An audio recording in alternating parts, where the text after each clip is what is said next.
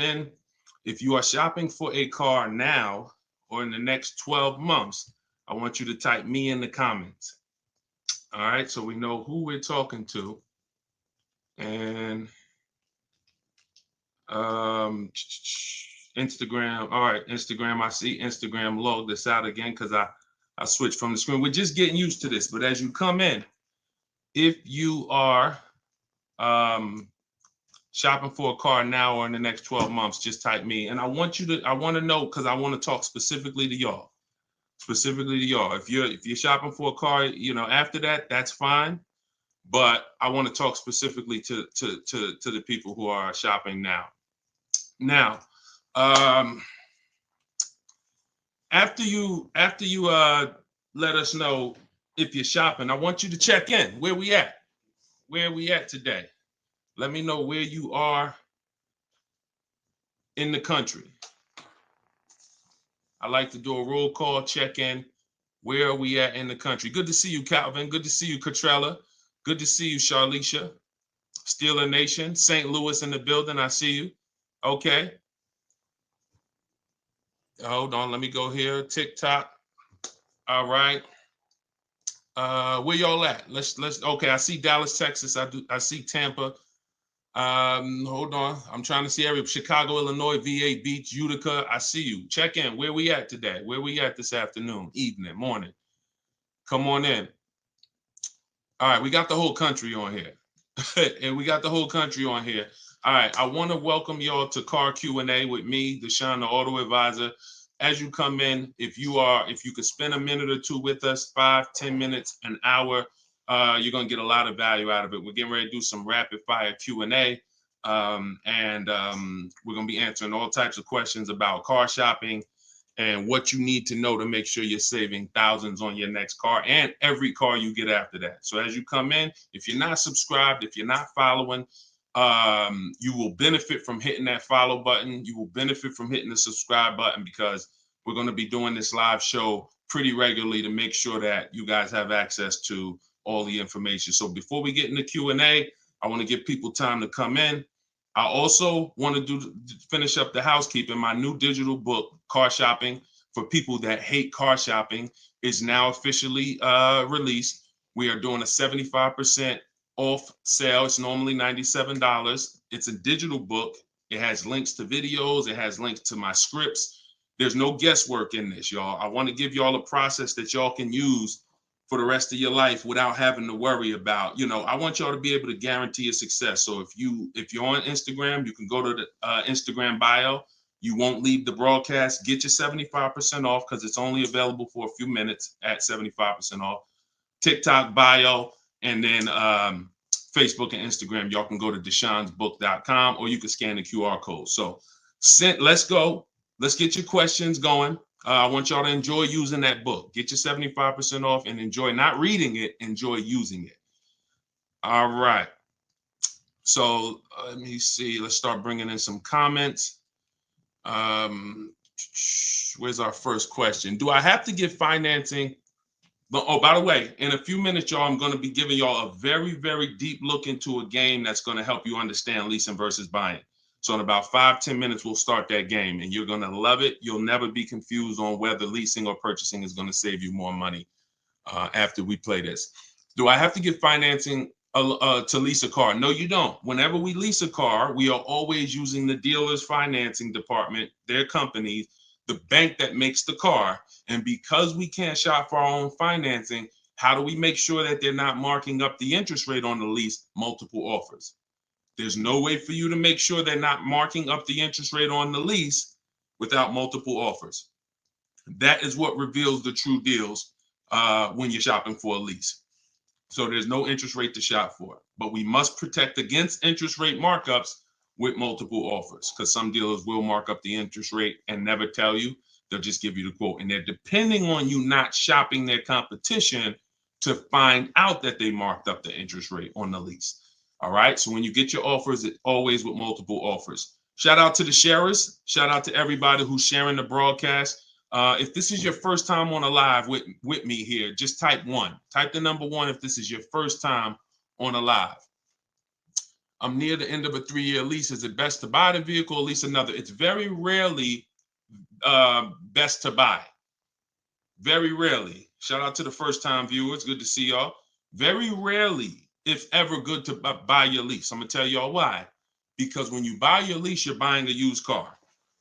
When you buy your lease, you are buying a used car. That's all that's happening. So, being that you are buying a used car, you need to know if would I normally buy a used car versus leasing. And the only way it makes sense to buy your lease out is if you're keeping the car another 8 years. I'm going to tell you why. You've already had the car for 3 years. You've already had the car for 3 years. Most people, when you buy your lease out, you're getting another 5 or 6 year loan for the balance. So you're committing to 8 or 9 years of payments on the same car.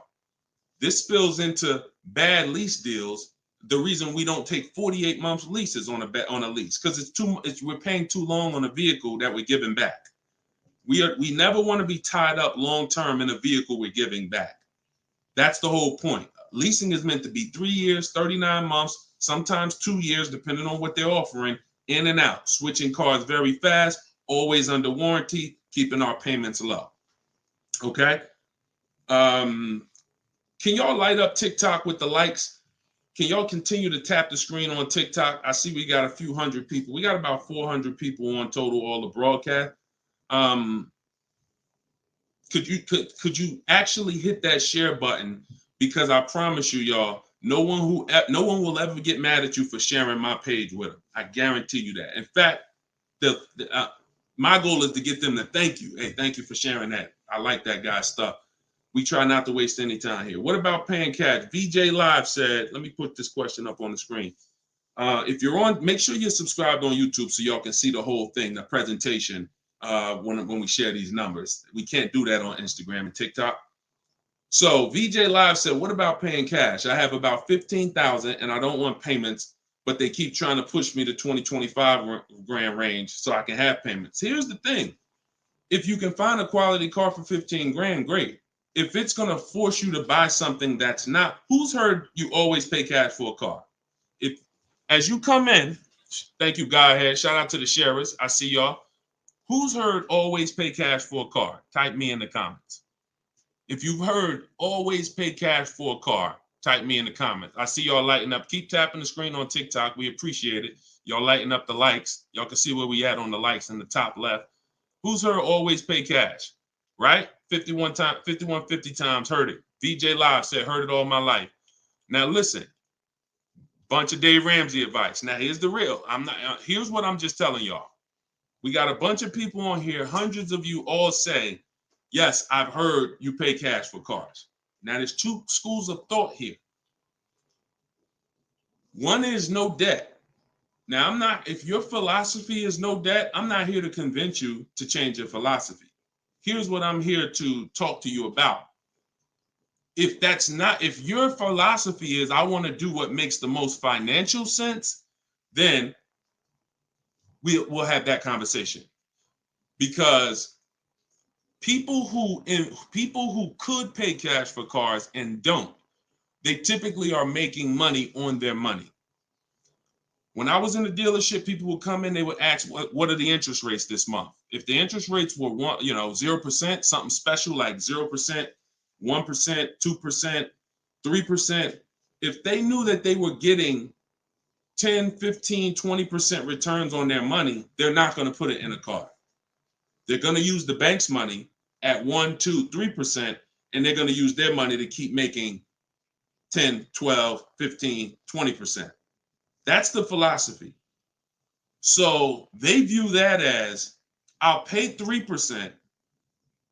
They view it more as a business transaction than as a leveraging money to make more money. See, some people will tell y'all people who don't pay cash for cars, they're into debt. But I'm here to tell you that when I sat with very, very savvy people in my career with Mercedes and General Motors, I had tons of people who could easily have wrote a check for the car. I want you to know that if your goals are to eventually get into making more money with your money, investing your money, getting 10%, 12%, 8%, trying to beat inflation, then you're going to have a problem putting your cash into cars. Because not only, if let's say we park right now, this is just as answering VJ Live's question, because I got it up on the screen here on YouTube and Facebook. He's asking about paying cars. And many of you, as you sit on the show, you'll see, Dad, that's a similar question. Many of you will see someone's going to ask the same question you have. When we start seeing that we can actually use the bank's money for less, we're gonna realize that when you put $20,000 of your hard-earned cash into a car, that money cannot make you more money. That $20,000 that you just put in the car cannot make you more money. You have maxed out the value of that $20,000. It's in a car, you can't pull it out. You could refinance, but that's not happening. You're going to refinance and just get another loan. The point is, your money's in that car now. So had you had an opportunity to invest that 20 and make 8%, 10%, 6%, 12%, that's what the people who don't pay cash for cars who are wise are doing. I'm not telling you there's a difference. Look, I talk a lot about budgeting. I talk a lot about affordability. All through my book, I have systems and boundaries. The rule of 72 and the 10th birthday, how long of a loan you take, how much, when should the car be paid off? That's all in my book. You can get it 75% off, or you can watch my videos. I'm going to always teach it. But if you want it all in one place right here, get the book, 75% off. It's in my TikTok or Instagram bio. But that's what we got to know. We got to know if we're going to use leverage and use the bank's money, there are extremes of leverage. There is over leverage. And we cannot be over leveraged. That means we're taking a loan that's too much, too long, we just want to borrow to try to afford a car. And you see this a lot with older cars, people buying luxury cars that they really can't afford because, brand new, the car is 80 grand. But if they get a 10-year-old one and they get a 5-year loan, now they're in a 2013 AMG Mercedes with 90,000 miles on it. So that's the opposite extreme. Using leverage and loans to buy things we can't afford. But then the other opposite extreme is paying cash when we don't have to. Finding that balance between getting the car we want, getting the best car we can afford. Because you said, hey, I'm trying to find a car for 15 grand. I can't find it. They want me to spend 20, 25. Well, the name of the game is you better learn how to find if there's any cars out there for 15, you better learn how to find them. And you look everywhere, you look over all the marketplaces, and before you raise your budget up to 2025, we have something we do called the perfect budget. You got to go to 17 first. You don't go from 15 to 2025. You go from 15 to 17. See if I can find anything good for 17. Oh, I can't. All right, now I go to 19. And I have this calculator that's going to help you guys inside the book. It's called the Perfect Budget Calculator. You put in the money you have, you put in what you want your payment to be. It's going to tell you how much car you can buy. You put in your state, so we could have. How many times y'all walk in, right? And you're like, man, I want to spend 25 grand on a car, but you forgot to factor in taxes and the fees. How many times does that happen? Type ouch if you've ever dealt with that. Let's be willing to be honest. You had a budget in your mind. This is what I want my monthly payment to be. This is what I want to spend on the car. Next thing you know, you're a little over that budget, or sometimes a lot over that budget, and you're leaving like, all right, I see you, 919 Mike. Thank you. I see you, Mika Larkin. Shout out to everybody willing to be honest. See, in order for us to really make sure we don't make these mistakes, we got to be honest of the fact we've made them. So that's what we want to do. We want a budgeting system that tells us when we can. You spend any more than this, and you're going to be over your budget. You said you want a payment of $400 a month. That means you said you only got $1,000 to put down, or nothing to put down. Here's what you can spend on a car.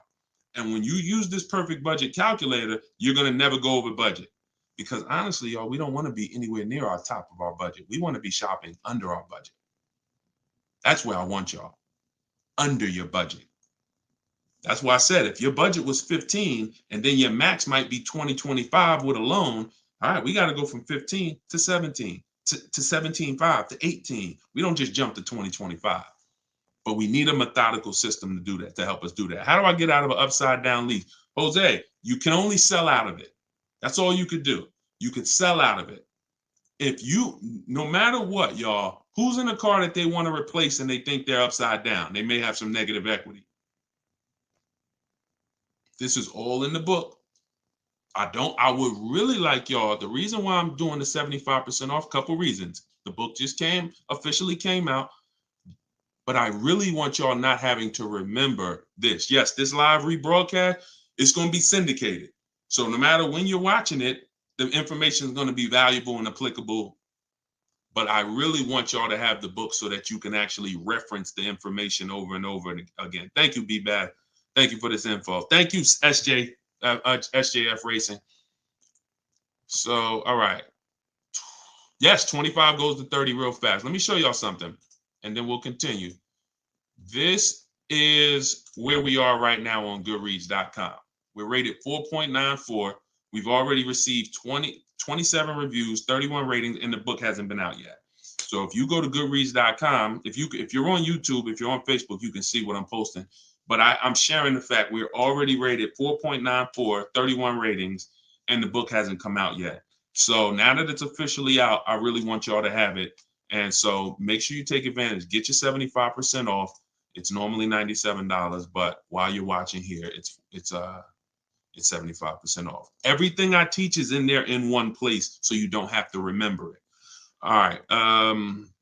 If you have let's talk to the people who are in an upside down lease or upside down loan. First of all, we don't want to be there. I'm gonna tell y'all why. If you're in an upside down lease, that means you didn't pick your mileage correctly. That means something happened, because with a lease, you have to have predictable miles. You have to know how much you're going to drive roundabout. You got to be able to guesstimate. That's why if you're running a Turo business, when you're trying to rent the car out for, 40,000 miles a year, or you don't know how much it's going to be on that car. Could be 20, could be 40. A lease is not good because you can't predict the mileage. But in normal life, we can predict our mileage very closely. Now, when things happen, let's say you were working at home, and now all of a sudden you are, you're not working from home anymore. Now you got to drive into the office to 20 miles away. Well, that's a lifestyle change. That can lead to you racking up mileage penalties. But here's what we don't want to do. You don't want to buy that car, y'all. I'm going to tell you why. Every time you lease, you have a price that you can buy the car for. Most times it ain't worth that. Yes, in the last couple of years, we saw a couple cases where, the buyout prices were good. Before the pandemic, the buyout prices usually were nowhere near what you could get a comparable used car for. So if your car was 3 years old with 36,000 miles on it, the prices they were putting was to make you not buy the car, was to make you send it back to them so that they can handle it and resell it. So if the price wasn't worth it to begin with 36,000 miles, I've seen people, you go over your miles and you're like, I'm over the miles, I'm just going to buy it. The price wasn't worth it with good mileage. The price wasn't worth, if you had 36,000 miles, that car wasn't worth you buying for the buyout price. You actually have 48,000 miles and they want you to pay the same price for it. So it's important that if we have to deal with penalties because we didn't structure the lease correctly, or because we didn't quite know what we were going to be driving, or we had a lifestyle change, taking the penalty and applying it over to our next deal is always, not always, but in most cases, going to be less money than us buying an overpriced car with high mileage now. We cannot just keep buying our leases without doing a market check. So when you asked about how do I get out of a lease with negative equity, all you can do is find out what the penalty is.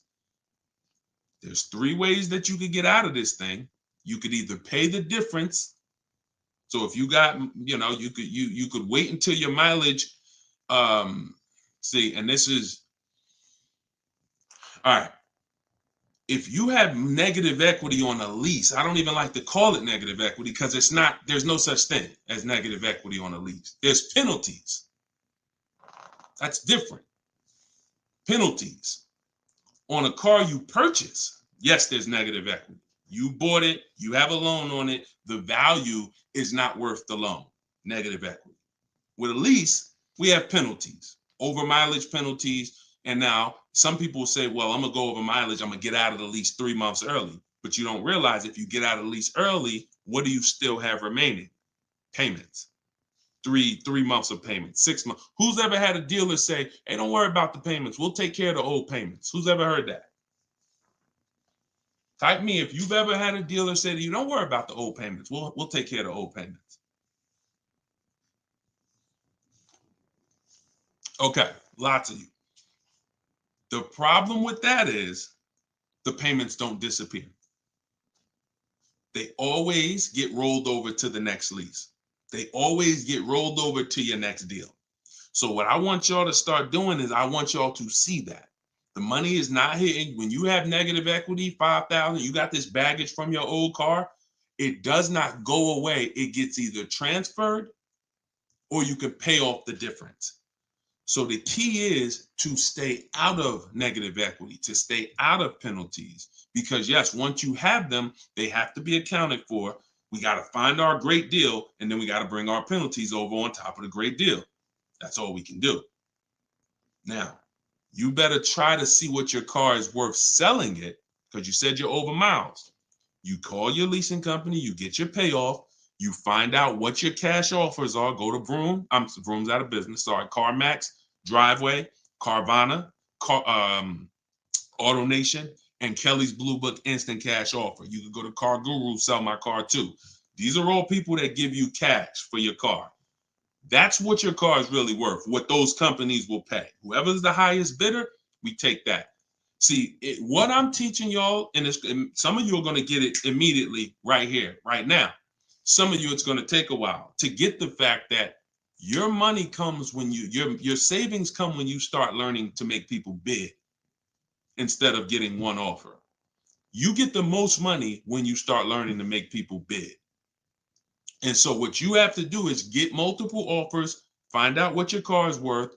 When you go on those websites, when they ask you, is it a lease, say no, because their websites are set up to where if you put it's a lease, it's going to automatically trigger that they can't buy it. But they can buy it.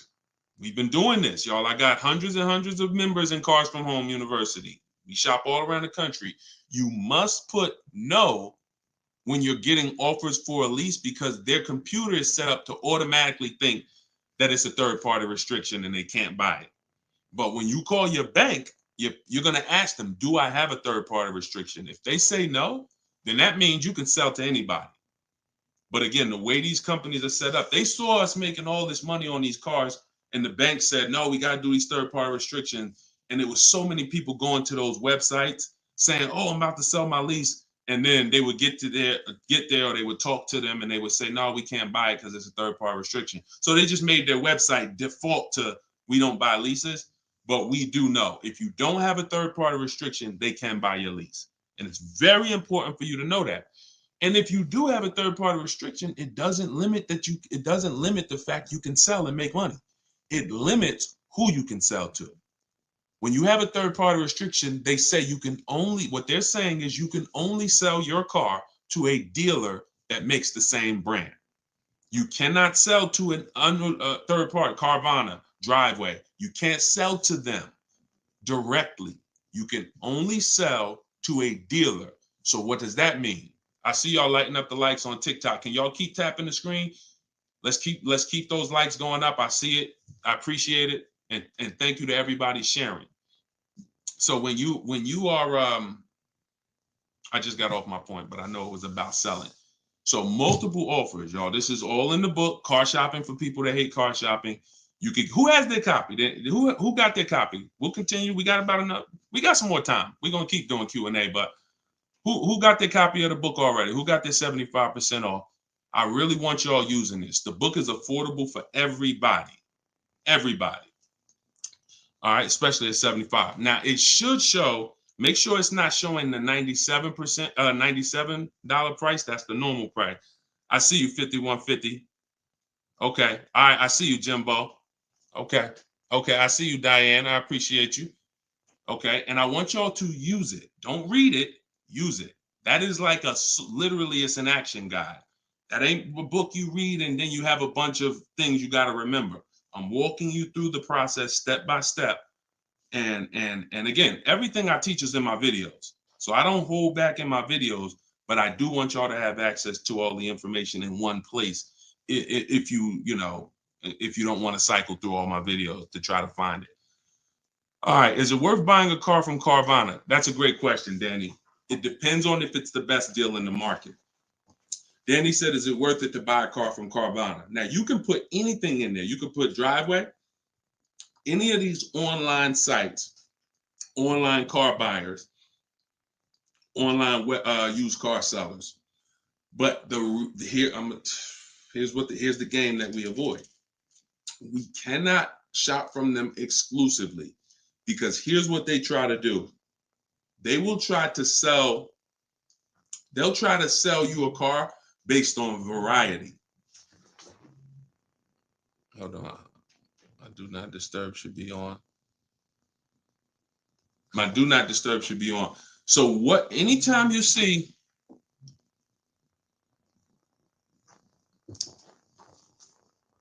hold on one second. I keep getting a call and I don't know why it always does this. I don't want to lose the people on Instagram. Hold on, Instagram. We got you. All right. We should be back on Instagram now. Okay. So most times, especially when we're selling our cars to these people, you got to realize we sell our cars to Carvana, to Driveway, to all these companies because they pay more than dealers on average. If they're paying more than dealers on average, they're usually not the lowest price. When they're selling the cars, they're usually one of the highest. You can't pay people more than dealers and then turn around and sell for less than dealers. That could be part of the reason why Vroom went out of business. But whenever we shop for a pre-owned car, Carvana is always on the list. Whenever we shop for a pre-owned car, CarMax is always on the list. Driveway is always on the list. Why? Because we shop everywhere there's a used car. You may have been trained to shop local with used cars or to shop I only go to Car Gurus. Then you're missing the stuff that's on cars.com. You're missing the stuff that's on carfax.com. You're missing the stuff that's on Driveway. You're missing the stuff that's on CarMax. So we got it just the same way. If we were buying a baby stroller, we're going to go to Walmart, right? .com. We're going to go to Amazon, right? We're going everywhere, right? That's the same way we got to be when we're shopping for used cars. Carvana is just one marketplace. And unfortunately, there are people who shop from them exclusively because they're like, oh, I just love Carvana. I don't have to go into the dealer. And they don't realize that, one, what I teach you won't be in a dealer more than 30 minutes. And also, if I'm not checking their prices, I'm going to overpay. And I'll literally have I didn't have to go to a dealer, but I got a car in my driveway that I could have got for $5,000 less if I just shopped around the right way. I did just mention Auto Trader. Auto Trader's on our list, Alex. Auto Trader is one of our marketplaces. It's one of the marketplaces we shop on. It's just like a Walmart. It's just like a Amazon.com. Auto Trader is a big one. We definitely don't skip any used car marketplace. Now, we don't use Auto Tempest because Auto Tempest pulls and aggregates some data from other people's websites. They're not their own marketplace, so they can't get all the data. So that's why I don't use them. We just go direct to the marketplaces themselves because no company has the rights to market everyone's product. And so as long as no company has the right to market everyone's products, the only way we're going to see all the product is by being on all the marketplaces. But I'll show you how to do this quick. This shouldn't take you more. Look, y'all, this is going to sound crazy, but it shouldn't take you more than 60 minutes, 90 minutes to get your best deal on a car. No, 90 tops. Tops. Not only do I want y'all saving thousands, I want y'all to save time. Deciding what you want shopping, test driving, that takes time. That's fun. Getting the deal, that should not take you more than 60 to 90 minutes when you learn how to get bids. Okay. And the more you stick around, the more you use what I teach, you're going to make deals and save more money in like less time. I don't want to spend more than 60, 90 minutes getting my car deal, and I don't. All right. Ivan said, planning to get a new car ASAP. What are the steps to prepare that you would suggest? Well, first thing is to know whether you're buying or leasing. Let's go into this game. All right, let's go into this game. Thanks for reminding me. Now let's this is a game that I've done this on in some master classes. This is also in Cars from Home University, my video library. So what I want to show y'all is I want to show y'all this game I like to call Who's Winning. Okay? This is why. Now listen, we get ready to make some people mad at some people. I don't want y'all to get mad, but once y'all see this, y'all are gonna be mad at some people who taught y'all bad information about leasing, and it's cost y'all money. This is always step one. Now I'm getting calls from Facebook. How could this is so weird. I don't get how the heck I have my phone on do not disturb and I'm still getting calls. That is so weird to me. Got to figure that out. So bear with us, Instagram. Instagram is always the one that has to bear with us, you know. But all right, so this is what we're doing here. And look, go to YouTube or go to Facebook and watch the rebroadcast. Rob Rue said, "Where do I purchase the book?" Everybody who wants to purchase the book and get the 75% off, if you're on Instagram or TikTok, go to my bio, click the picture of me, go to my bio, you'll see a link, and then you'll see 75% off. Grab it. You won't even leave the broadcast, so you don't have to worry. You'll be right here. You'll still be able to hear me. And then if you're on YouTube, or you can go to deshonsbook.com. If you're on Facebook, go to Deshon's Book, or you can scan the QR code. So what we're about to do, I'm going to ask y'all a question. We're going to go down the road and we're going to compare two different people here.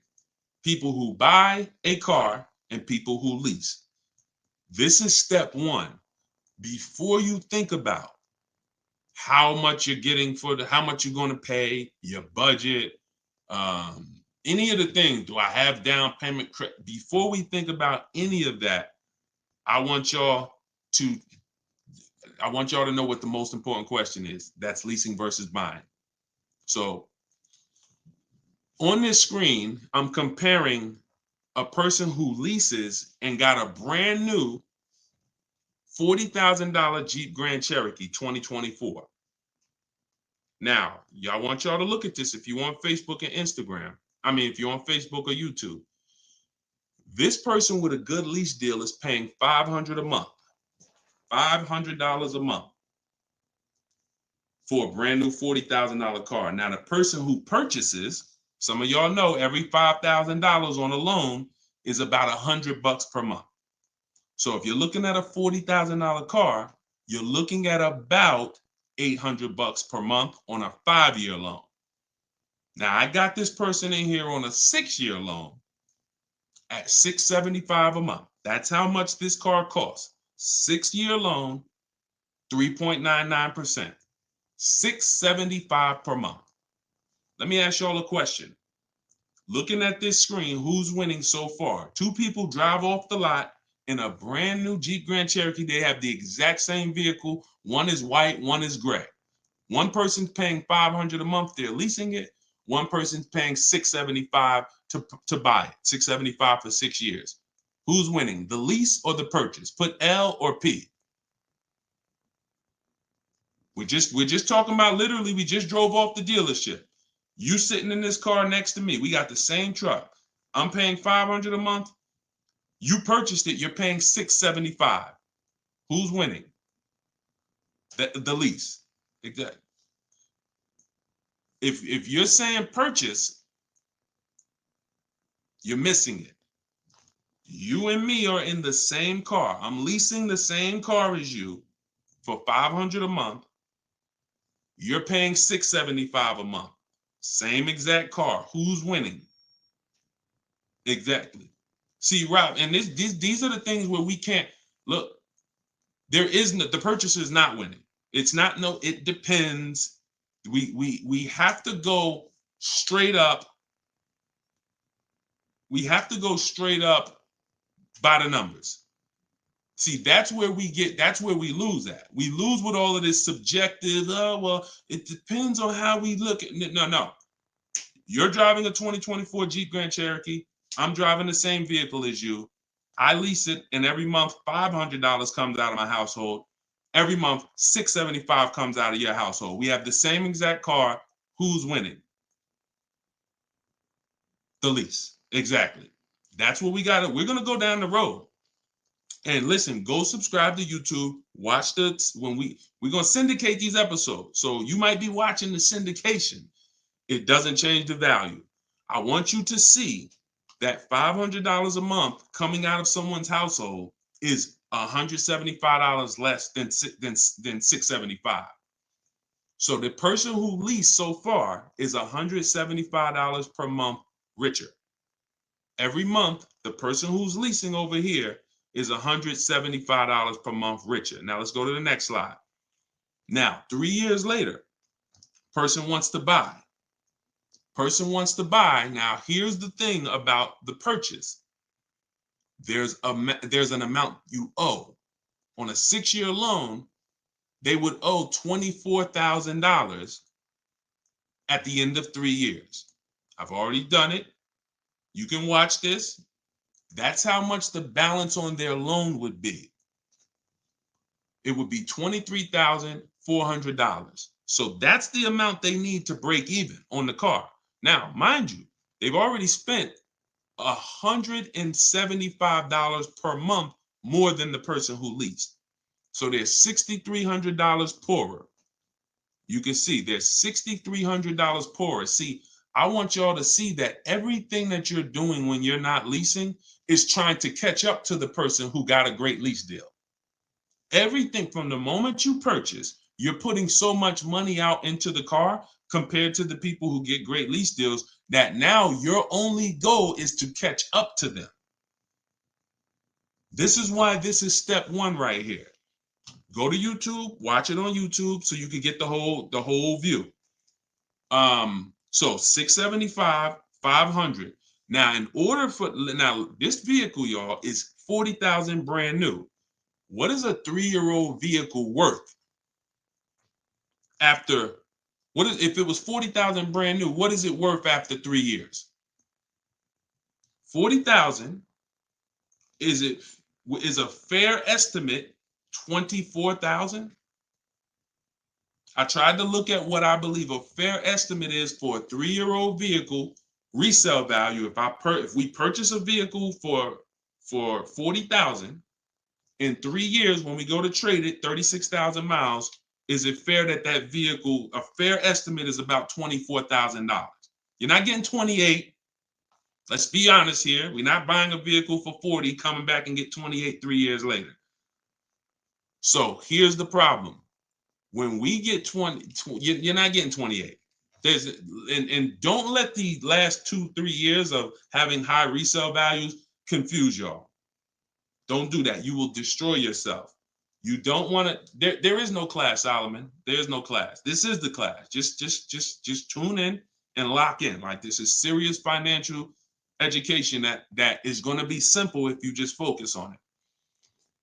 If you buy a vehicle for 40, the average that you're going to see that vehicle when you go trade it in is you get about 24 on. That is going to be a good cash resale value. And that's what happens to most people. And as you can see, they still owe, if your vehicle's only worth $23,400, I mean, if your vehicle's only worth 24, but you owe 23,400, you're breaking even. This is nothing. Like, I've already spent so much more than the person leasing. And now when I go to trade my car in, I'm not even able to get enough money to catch up to them. I'm not able to I'm $6,300 behind the person who leased when you purchase, and I'd have to get all that money back to make it worth it to have bought. That's why, y'all, when you buy your cars and trade in, you notice how much you always worry about how much you're going to get for the car. Y'all notice that if you're a person and you buy your cars and you keep them 2, 3, 4, 5, 6 years, you notice how you're always worried about, man, that's all you're giving me for my car? That's all you're giving me? Nah, you got to give me more than that. You know who doesn't worry about that? Keepers. Anybody in here who buys a car, keeps it till the wheels fall off, you never worry about what the car is worth, right? Because you're using all that value. That's what we do when we purchase. But here with a lease, you're always behind. If you purchase a brand new car compared to a person who leases, you're always behind. You can't catch up with them. You're paying too much money. So this is an intro. We didn't even talk about the fact, what if the person has an accident? And I really like wish that y'all could see this on YouTube. And can y'all see the screen on Instagram? I don't know. Are y'all able to see the slides on Instagram?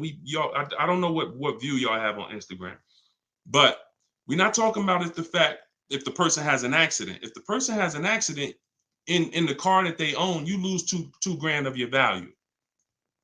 So the buyer is always behind. Now we can go down the road. When we go down the road, you'll see that eventually the person starts catching up, but it's only after 8 years. You can't catch up to somebody who's paying $175 a month less than you to drive the same car as you. That money just keeps adding up. And we were taught that we're supposed to purchase, but only if you're long-term. That is when you purchase. 8 years, nothing more. All right, so I got to see how I'll probably try to do this and go deeper when I can get some. It's hard to do it because they can't, everybody can't see it. So just watch the replay of it, and you'll be able to see it. But this is the difference, y'all. Queen Mama said, "I'm a keeper and I need to break. I need a break from car payment." See, but let me ask you. Can I ask y'all a real question? Why are car payments the only payments we need a break from? Let me ask y'all a very real question, because car payments we need a break from, but we're okay with cell phone payments. We're okay with insurance payments. We're okay with car insurance payments. We're okay with, this is like a cost of living. And I don't have a problem when it comes to financially, I want to pay cash for a car, and I'm just going to keep my debt down, and I'm going to make sure that, the interest rates are high right now, so I'm not going to look to borrow. I'm just going to pay cash. That's fine. Paying cash as a savvy move is like, the bank's money is too expensive. I'm not invested. I'm not investing my money in anything. I'm just going to pay cash. But why are car payments the only ones it's the only payment we look and say, well, I want to avoid that. We don't do it with houses. We don't do it with anything else in life. And sometimes it makes us get a bad car because we like, oh, I'm just going to save up $8,000. I'm just going to say. Meanwhile, if we knew how to properly structure our deals, we can get the best car for our budget, under our budget. Because y'all know all cash is saved up payments, right? All people be like, oh, I'm going to pay cash. If you save up $20,000, that's just a bunch of saved up payments. Yeah, she said, I'm tired of house payments too. I understand. And again, if we have the cash and we can go and we can look, I'm going to teach you how to pay cash for cars if it makes sense. And if you have cash, that's great. We got to make sure we get the best price on the car. But at the same time, you need to know when it doesn't make sense to pay cash. If they're doing 0% financing on the car you want, why wouldn't we use the bank's money at 0% and let our money continue to make money, or continue to keep our cash free? So again, because there's nothing to justify it. There's nothing to make it make sense. Oh, I don't want car payments. I don't want any of the payments that I have in my life. But my goal is to get the best you know, the best out of what I'm paying for.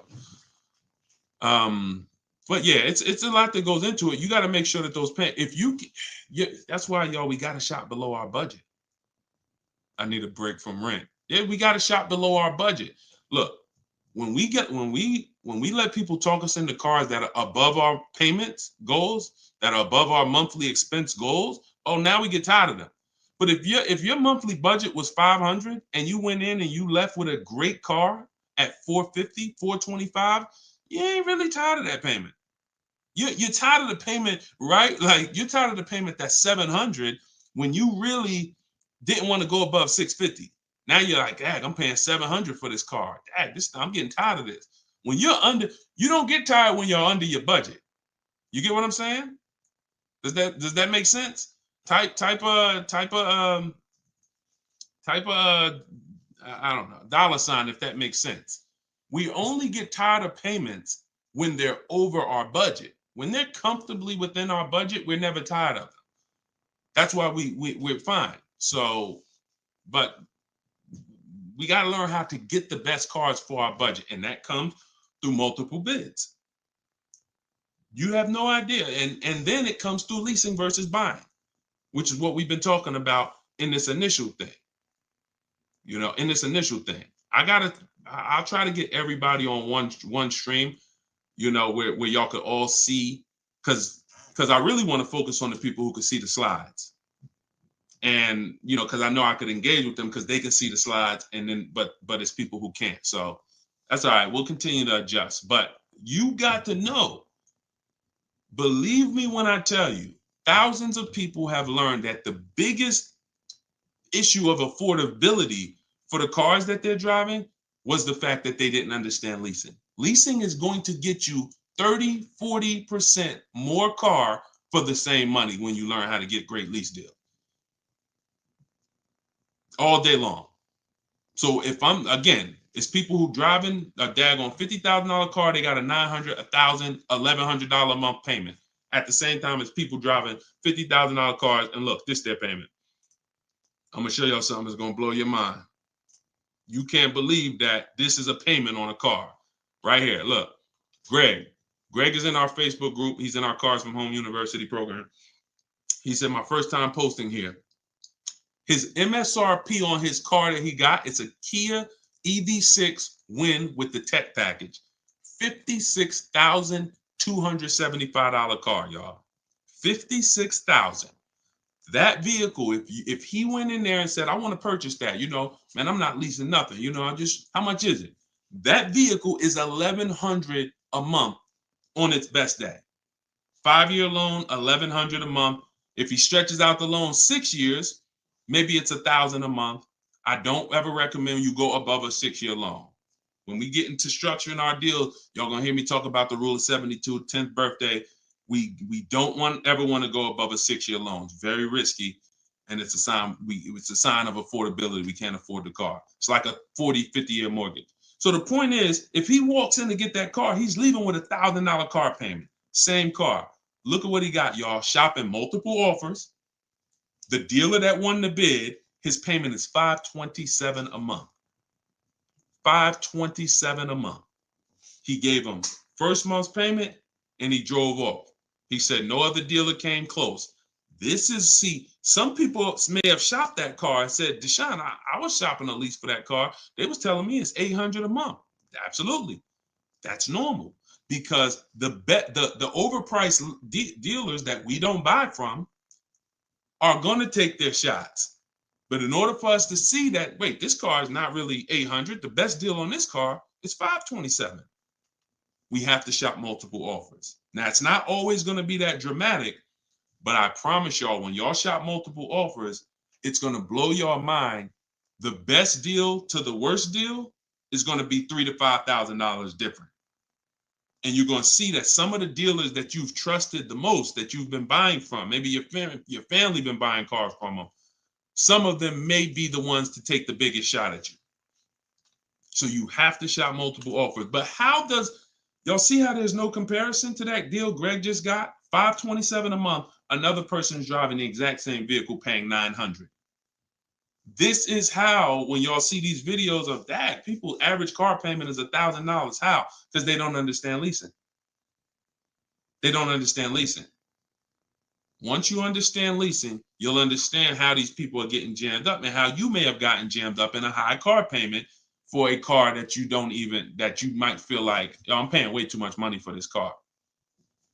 And then the opposite side is, if we are purchasing, we have to make sure we are getting the best price for the car and we are getting the best interest rate we can get. Does he lease to buy? No, we don't do lease to buys. We don't mix the two. Leasing is its own benefit. That's a great question. Great question. Let me put the banner back up for those of you who want to get the book. See, if you don't want to have to remember all of this, grab your book. My new book is called Car Shopping for People That Hate Car Shopping. It's digital, so you could download it, be literally using it in 2 minutes, and just go to deshonsbook.com. It's 75% off for our launch, and you can get your copy. If you're on Facebook or if you're on Instagram or TikTok, you could go right to my bio, click the link in my bio, get your copy while it's 75% off. Price goes back up to $97. I think after 30 minutes. All right, so your payment is over $1,100 now, and look, that means your loan is probably somewhere around 60 grand or more. Depends on how much it depends on what your term was. So if your payment was $1,100 a month, on a 5-year term, that's a $60,000 loan. That's about a $5,500 loan on a 5-year term. So you want to look at other ways to acquire that car. Is there a way that I could have been in this car for less money? Now, watch this, Gigawear, because he's being honest. My payments is $1,100. If you are buying that car and your intention is to keep it, and that means your intention is to keep it for 8+ years, you're going to pay off that car, and then you're going to just, start to catch once you don't have a car payment, you can start to catch up to the person who leased, because the person who leases is always going to have a payment. That's the downside about leasing. There is no opportunity for you to pay off the car, and you don't want to. Again, it's not like when you're not keeping cars long enough, you're getting great lease deals. The goal is not to pay off the car. The goal is to drive the most car I can for the least amount of money. That's the goal with a lease. The goal with a purchase is to now pay off the car and start to now keep the car long enough for the depreciation to cool off. Depreciation is the value that it loses every year. Thank you, Becky. Good to see you as well. Long time. Great to see you. So depreciation is the value the car loses every year. When you buy a brand new car, you lose 20% the first year. Then you lose 15%. Then you lose 15%. Then you lose 12%. Then you lose 10%. And as you keep the car longer, it gets to a point where you're only losing 5% or so a year. But you must keep that car long enough to get to that point. And what many of you have been taught to do, you may have been taught to, man, I buy my cars and then I'm replacing them in 3 years. I'm replacing them in 5 years. Now I'm replacing my cars when they're losing the most value. That's not when you want to replace a car. You now bought the car, it's losing value like crazy for the first 6-7 years. Now, perfect. It's going to cool off now. It's paid off now. Now I can start to recoup some of all that money that I put into that car. But most people don't do that. You may have been taught, I just go and get another car and I start the process all over again. So not only are you never getting to benefit, not only are you always having a payment anyway, you're not getting the benefit from all the money that you're putting into these cars. You're never allowing the depreciation to cool off to where you got no car payment and you just got a car out there and you can stack some of this money up. It just happens all the time. It's an issue of not understanding leasing. Leasing is for short-term people less than 8 years. Purchasing is for long-term people more than 8 years. And don't worry, we'll continue to go deep on this. All in the book. So anyway, anybody who wants to really know this and have it all in one place so they can use it, if you're shopping for a car now or in the next 12 months, you need this stuff right now. You know, I got tons of videos all over all my Facebook pages. But if you want all the information in one spot, get your book at 75% off. Just make sure that it's not showing the $97 price. Whenever you click to the website, make sure it's showing the 75% off price. So you can purchase off the bank loan. I don't know what you mean by that, Skinner. Is it smart to lease and then buy it out? No, see, and again, that's a very common question. Yo, what's the benefit of that? I mean, somewhere along the lines, we heard about leasing to buy. We don't want to, you're only leasing because you don't want to buy the car. You're buying the car because you want to keep it and take care of it for the long run. I see you, Dr. Coop. Congratulations. She said, I got the book. Enjoy it. Use it. Don't read it. Use it. And, I really can't wait to hear your success story. There's no reason. Look, when I'm going into a lease, and you got to have this in your tool belt. Some of you, your children are not going to keep a car 8 years. You're going to need to set them up to get a great lease. Yeah, you might be a person who like Deshone. I just buy my car, man, I keep it 10 years. If that's you, type K for keeper. Most times, if you buy your car, you keep them 10 years, type K in the comments for keeper. Thanks, Ambi. Said keep killing it. Appreciate you. If you are, the book is called Car Shopping for People That Hate Car Shopping. It's in my TikTok bio and it's in my Instagram bio. But I think you only got, it's 30 minutes. You could get it for 75% off. While everybody is on, you could get it 75% off. Okay, so keepers, you are not, you're not worried. That's when you buy. When I'm going into lease, I'm not thinking about keeping.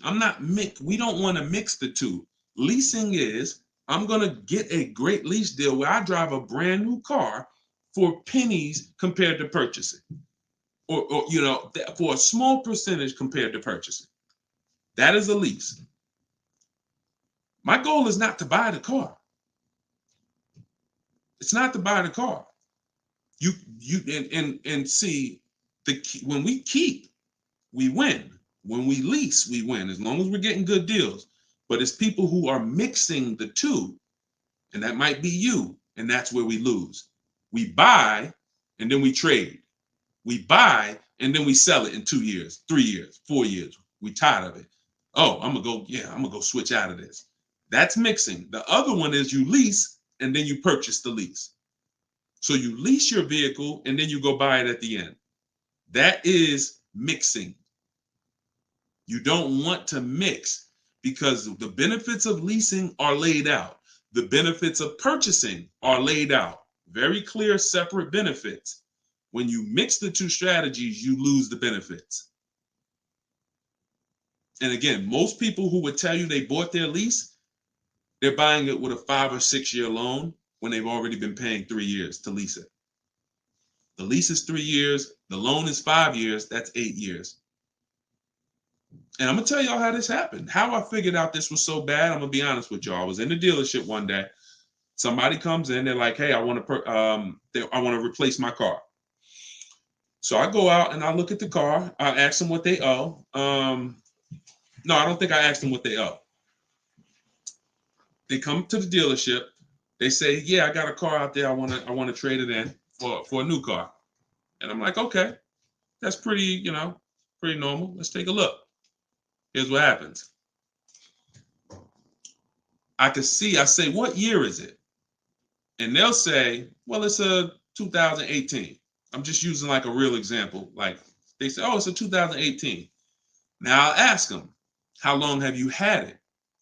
And they'll say, well, I bought it brand new. So I've had it 5 years, 6 years. Now, follow me, y'all. Everybody on here, I want your opinion on this.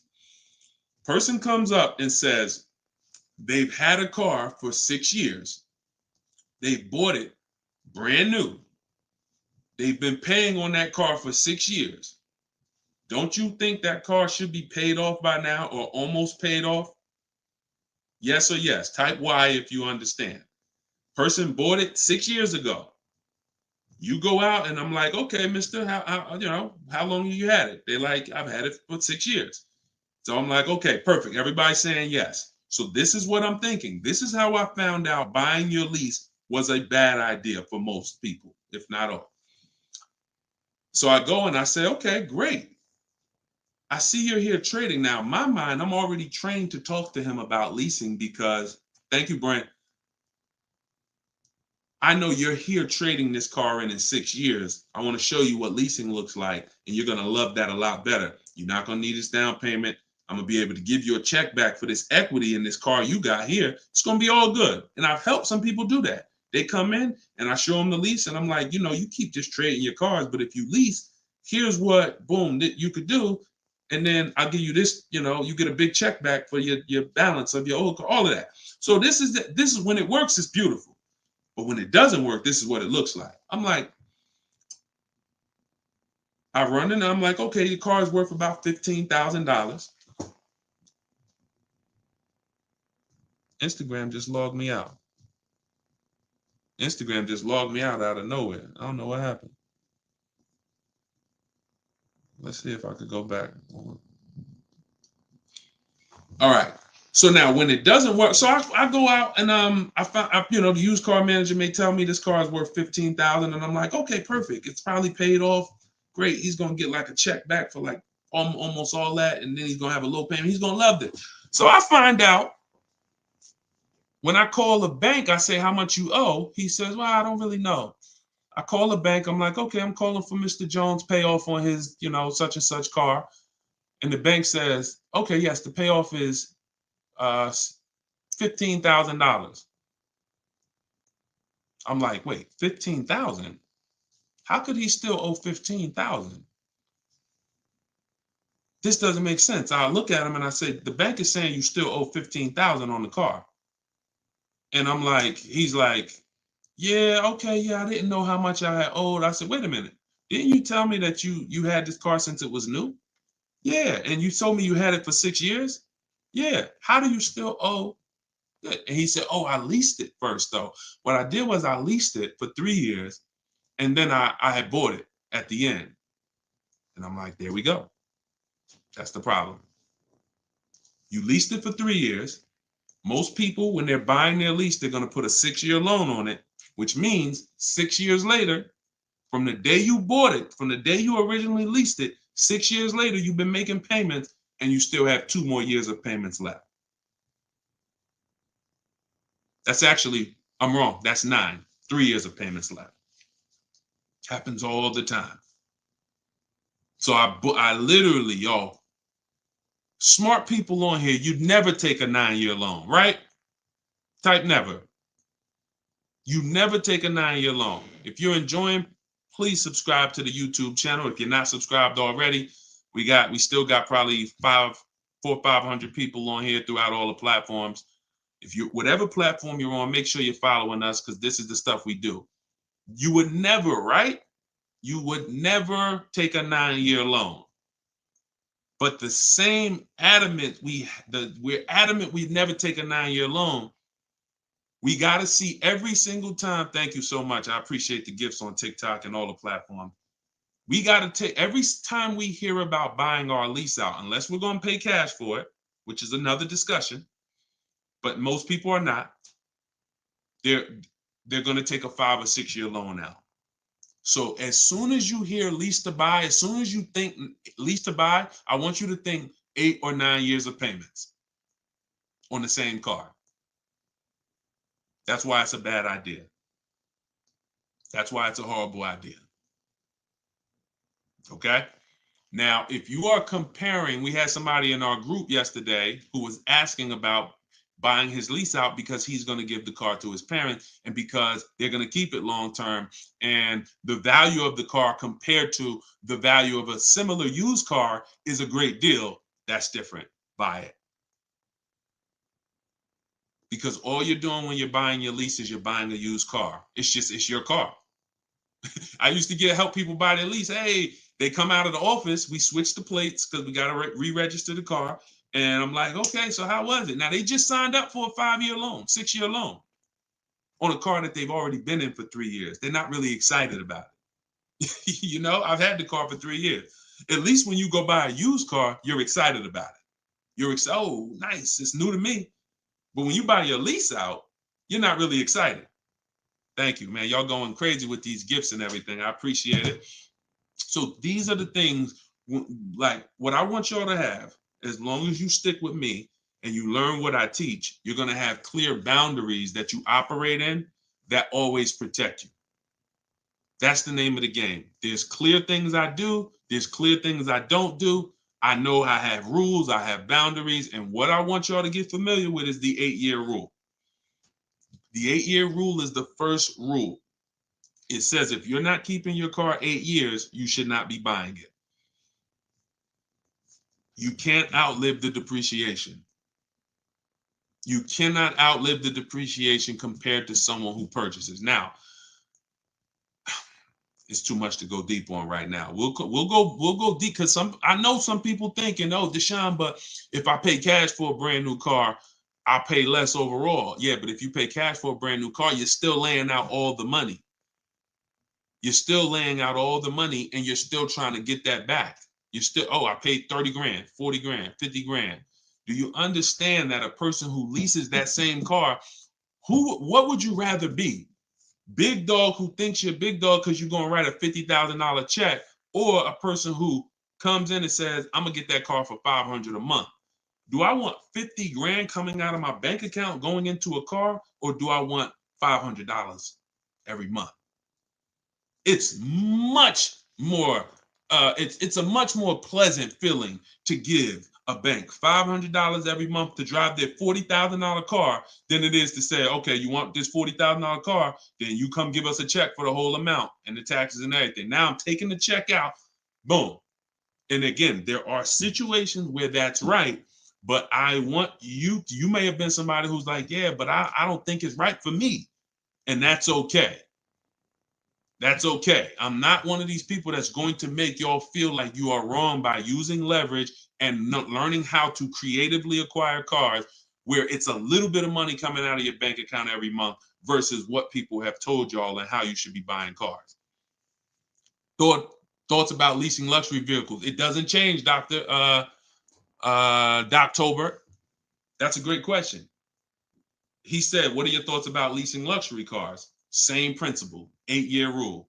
I don't care whether you're leasing a G-Wagon, whether it's a Bentley you're looking at, whether you're looking at a Toyota Corolla, the 8-year rule is what applies. Because the 8-year rule takes into account the depreciation. If you look and say, that's a car I'm keeping for 8 years or more, you buy it. If that's a car you're not keeping 8 years, you're going to see you'll pay thousands less and drive a better car leasing it, even if you try to buy it used. So I'll need more than one broadcast to really go deep on this.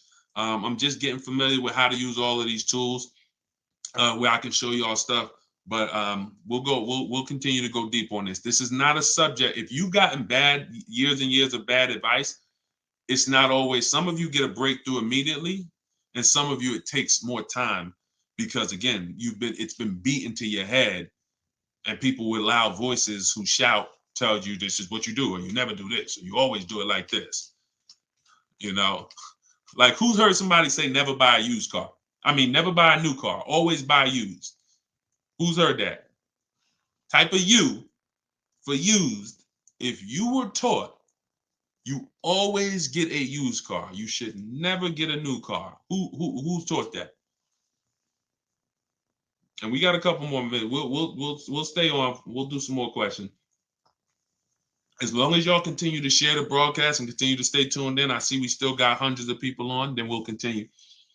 All right, now let me tell you how. See. You either have to teach something that works for everybody, or what you teach will mess people up. If somebody says to y'all, every single one of you should be buying used cars, because that's what they'll say. Never buy a new car. Everybody on here should be buying a used car. So that means you think everybody in the country should be buying used cars, right? Yeah, absolutely. Nobody should buy a new car. Nobody in this whole country should buy a new car. Like, no, always buy a used car. Okay, perfect. So let's just say if you had your wish, everybody in the country will be buying used cars, right? Because that'd be better for them, right? Yes, if I had my wish, everybody would be buying used cars. Then here's my question. How do they become used cars then? How do they become used cars if everyone is buying used cars? I want y'all to think about this. If you had your wish, you could snap your finger, Mr. Financial Advisor, whatever you teach. How could everyone buy used cars? It's impossible. The cars come in new. They don't just, so if everybody was buying used cars, what's happening to the new cars? They're just sitting there. And then, so that's not a practical solution. How do we acquire? Who should be buying brand new cars?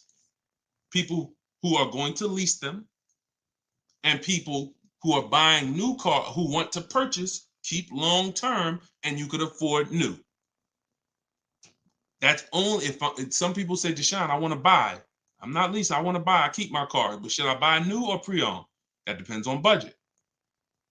That depends on, unless you want one specific from a year, sometimes it'd be like, oh, I want this special year. But if it's a case of, you know what, I can afford both. Should I buy new? Should I buy pre-owned?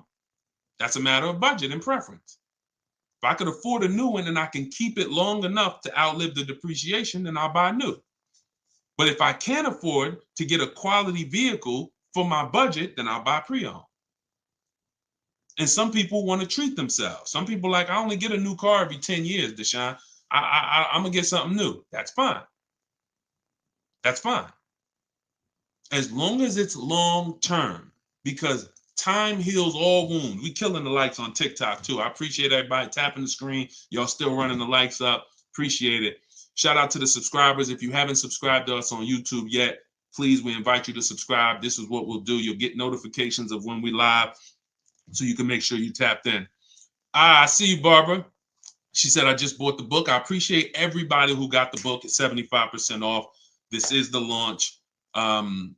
I'm excited. As y'all saw earlier in the broadcast, we're already rated 4.94 on Goodreads.com. We got 31 reviews. That book, Car Shopping for People That Hate Car Shopping, has been really changing people's lives and the way they shop. It's a tool. It's not something you read. It's something you use. So get your copy at deshonesbook.com, 75% off, or you can scan the QR code, or if you're on Instagram or TikTok, just go to my bio. And as long as you're seeing this, you still should be able to get it at the 75% off price. And it's immediate download. So, and you'll see as you read it, there's a reason I had to make it a digital book. I couldn't print it because it links to videos, it links to docs, I got scripts that it links to. There's no way I would have been able to do it printing the book. And then also, sometimes I need to update stuff, like Vroom went out of business 2 months ago. If I would have printed the book, now Vroom is, I need to be able to update real time when something happens, and I couldn't do that with a print book. I didn't want thousands of print books out there, and then something changes, and now I got to tell people, oh no, you got to get volume 2 now. You know what I'm saying? Thanks, Angelina. All right, so Dr. Coop says, I have a paid off Toyota. I don't want to trade it. Should I have a down payment? You don't need, look, if you can find a deal on the vehicle you want below your budget with no down payment, then do it. You said you have a paid off Toyota. You don't want to trade it in. Now, here's what I ask people. You put the vehicle to use, because if you're going to go and get another vehicle, then you're going to be paying for that vehicle. You don't really want, the only people I recommend have an extra vehicle is if you're a high mileage driver. Who's a high mileage driver? You're driving over 20,000 miles a year. Over 20,000 a year, type HM for high mileage. These are the only people that it benefits you having a paid off car like this. So sometimes it's worth it to buy your car, pay off the first car. And here's what I like. All right, so we got a lot of high mileage drivers watching right now. So I have a strategy in the book, and what you'll hear me talk about is really 2 routes for high mileage drivers, so that y'all can stop having all this negative equity when you come in to replace your vehicles. What typically happens with high mileage drivers, and the reason I suggest to them 2 cars, 1 car payment, is because they're putting so many miles on their vehicle, but your loan is a normal loan. Your loan is a 5-year loan or a 6-year loan. Those loans are made to go down for the normal or average driver. And even the average driver is going to have negative equity on these loans in the short term. So when you are destroying the value of your car because you're putting 20,000, 30,000 miles a year on it, it's going from being worth 20 grand one year to now it's worth 12 grand the next year because you put 30,000. You're destroying the value of it, but the loan that's attached to it is not moving. This is the indicator that the loan and the purchase price or the value of the asset is totally unrelated. They don't matter. That's why you have to make sure you get a good price on the asset. You can't just pay attention to what is my loan doing, because your loan doesn't tell you what you're really in the car for. So check it out. You now are putting all this mileage on your car. You come in 4 years and you're like, hey, you know what? Car got 200,000 miles on it now. Let me go ahead and trade this thing in. Problem is 200,000 miles. You still got 2 years left on the loan. You still owe 15 grand. You still owe 12,000. You still owe 20,000. And you are now seriously hurting your value, your next deal, because all that baggage you got to come to this next deal. The solution to stay out of that is to make sure that you are having either, I teach either 2 routes. Well, the third is really just be a long-term person. You could drive 30,000 miles a year. And if I'm a long-term person, I'll just have 300,000 miles on my car in 10 years. And then I just go switch it. It's keepers here that's long-term people, high mileage drivers, and they get their car. That thing got 250,000 miles. It's mostly highway. And in 8, 9, 10 years, they go and they replace it. No need to lease. Again, continuing theme. Long-term, don't think about leasing. Because some people who just tune in and they catch a brief, oh, is this so everybody should lease? No. That's what I'm trying to tell y'all. Long-term people, long-term purchase, you buying a car for your kid in college and they're like, yeah, I'm going to keep that thing for 10 years, man. You know I'm boring. Great. But most kids are not. They're like, hey, when I get my job, when I turn 24, I'm probably going to want something different. So if you're not a long-term person, you should be purchasing. But I mean, you should be leasing. But going back to the high mileage, y'all, this is how it works.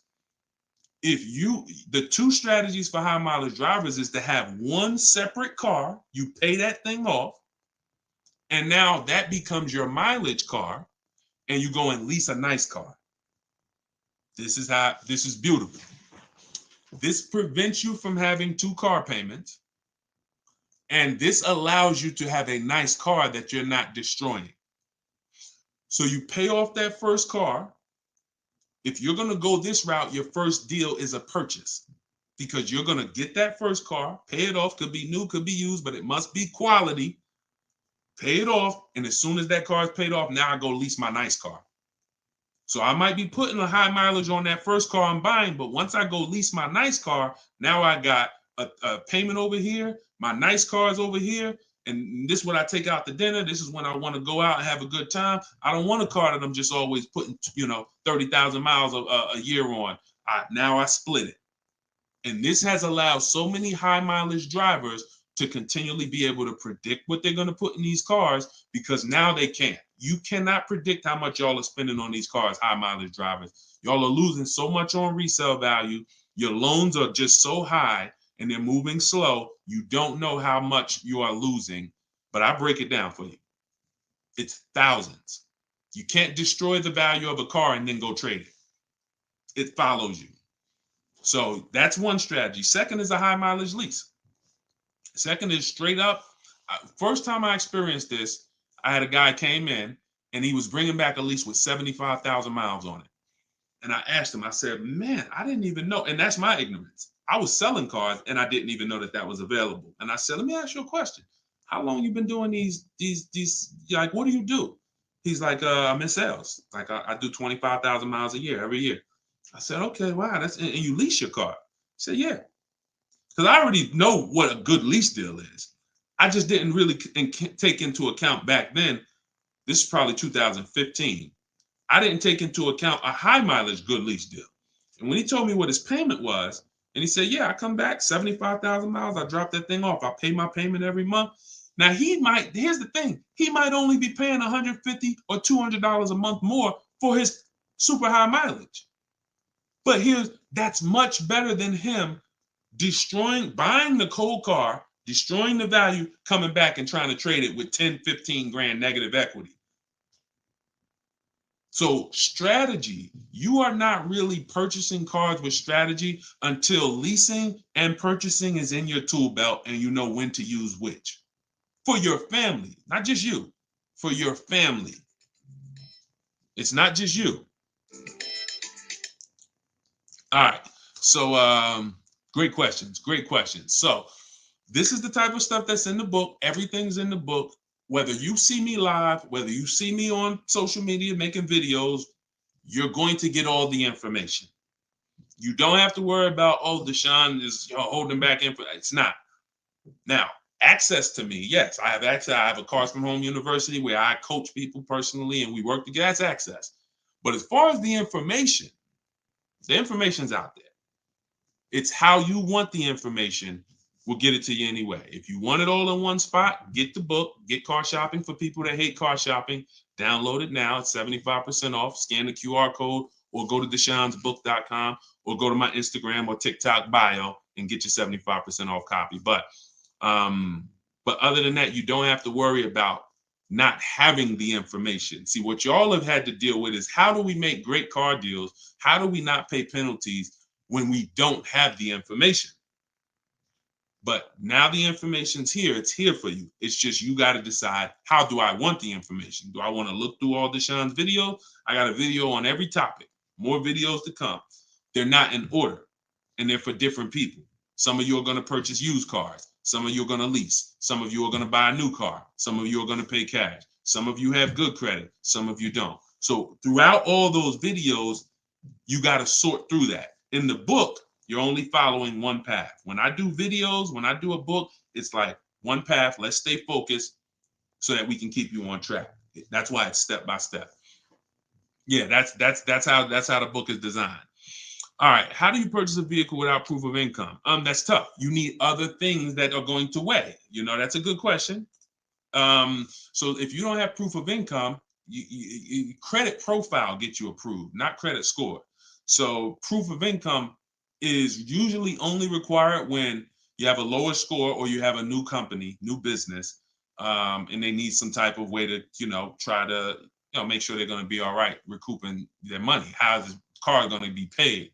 So if I didn't have proof of income, then I got to work on credit. Or I got to have a lot of cash. And even then, what's the reason we don't have proof of income? Once I know that, I could better explain. What's the reason we don't have proof of income? Seems dealers don't care about mileage if you release with them. That's now good time. So now watch this, y'all. This comment just came in. We'll still cycle through all the comments. We got another little while in this hour. We're getting through as much as we get through. It's good time on YouTube said, seems dealers don't care about mileage if you release with them. Absolutely a mirage. I asked y'all earlier, who's had somebody a dealer say, oh, we'll take care of the old payments. We'll take care of the mileage penalty. It's absolutely not true. Since 2006, here's the only time, shout out to y'all running the likes up on TikTok. I appreciate it. Y'all keep running them up. Thank you so much. Shout out to the sharers. Everybody who shares good information, just hit the share button wherever you're at and share with somebody if you're in this sharing. So I've never seen mileage taken care of, ever. No program, no bank, no leasing company, and we've done thousands of transactions. I've never seen a leasing company say, we'll forgive mileage. Never. So that does not happen. Mileage penalties let's say we calculate a $2,000 mileage penalty, that gets rolled over to your next lease deal, and we're working that lease deal with that $2,000 accounted for. So whatever the deal is we're working you now, perfect, here's what it is. Make sure that $2,000 penalty is in there. You pay for that. Now, in some cases, very rare, there's loyalty programs where they waive some payments. Mercedes used to have this. It's since gone away, and they didn't have it on every vehicle. They didn't run it every month, where if you lease another Mercedes, we'll cover 3 of your old payments. So you could get out 3 months early, no penalty, but it had to be waived. Since I got into the business, I've heard dozens of people sitting around me say, we are going to be waiving those, but we're going to be taking care of those payments. Mm-mm. Are you waiving the payments? Oh, what do you mean by that? Are you waiving the payments? See that, and we when you ask them that question, I don't want you to even go in looking to get out early. I'd rather you know what your deal is, so you can shop from home the way I teach, where no one has to reveal that information to you. No one is.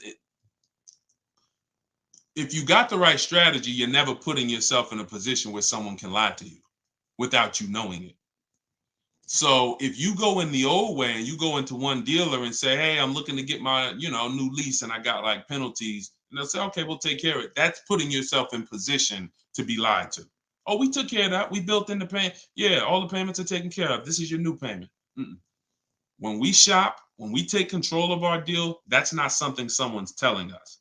That's something we already know. Because when we're over on mileage, we always want to see how much can we sell the car for.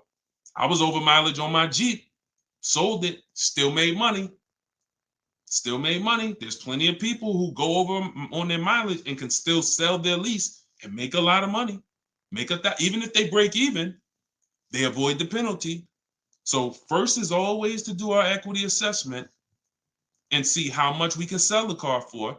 And if we can sell it, we avoid the penalty. And then we're choosing payments. Do we get out early? Do we make the payment? You see, when getting out of your lease early, unless you sell the vehicle, y'all, you can't get out of your lease early. You're breaking a contract. So I don't want y'all I don't want y'all using language or comfortable with language that cost you money, because you've heard people say this for years. Oh, I'm just going to get out of this. No, you're going to get out of it and you're going to pay penalties for that. So because they've taught us, or you've been taught, oh, you can get out, no problem. You call the dealership, hey, you know what, y'all? I bought so many cars from y'all. I know I'm supposed to keep this lease for how many years? It's supposed to be 3 years, Mrs. Johnson. Okay, yeah, but I think I'm ready for something new already. All right, well, when can you come in, Miss Johnson? See, they're never going to say, just so you know, Miss Johnson, if you break the lease, the penalty is going to be, pretty significant, because you contracted for 3 years and now you're getting out. So we're going to have to roll over probably about $3,000 or $4,000 or $5,000 to your new lease. So no, they'll just come in, get you in, and all right, here's your new payment, Miss Johnson. You don't realize that I'm paying $100 more for this car than I could have been paying if I just waited. But because you've been taught to be a payment shopper, it doesn't matter to you. But somebody who's financially savvy, who's like, man, I don't want that extra $100 coming out of my house for the same vehicle. You're not going to do this. So we cannot ever believe what dealers say about penalties, about, oh, we'll take care of that. We find out, can we sell our car to avoid the penalty? Or if I can't, I either got to pay the payments and get out earlier, or I'm going to stay in it and just take the mileage penalty. That's not a bad idea most times, y'all. Sometimes people will call and say, yo, I'm going over mileage. And I say, okay, well, based on how you're going over, you'll only be over by like 2,000 miles. That's only $500. Oh, I thought it was going to be more than that. Nah, you're going to be over by 2,000 miles. Just, wait till the end. And then when you get your new car, build that 500 into the deal, and that's it. Or just pay the $500. Because very rarely are people, oh, I was supposed to drive 36,000 and I'm doing 100. That's just, wait, something went wrong here. What the heck happened? I can see you were supposed to do 36 and you did 40. You're supposed to do 36,000 miles, you did even 45. Maybe you got a different job. But I mean, how we have to structure our leases right, so that if you know you're a high mileage driver and you take a 10,000 mile a year lease, shame on you. Like, we can't do that. We can't do that. Some people, oh, I'll just buy it at the end. You're killing yourself. You're killing yourself. The residual value, you're going to put a ridiculous amount of money on those, or a ridiculous amount of mileage on that car, and you're going to buy it in 3 years with 90,000 miles on it for the same buyout price that was estimated from your 10,000 mile a year lease. They estimated this buyout price is for a person who brings the car back with 30,000 miles on it. Here's the price. And then you bring it back with 90 and you pay the same price. Oh, I'm just going to buy it because I went over on the miles. No, killing yourself. You're realizing the loss.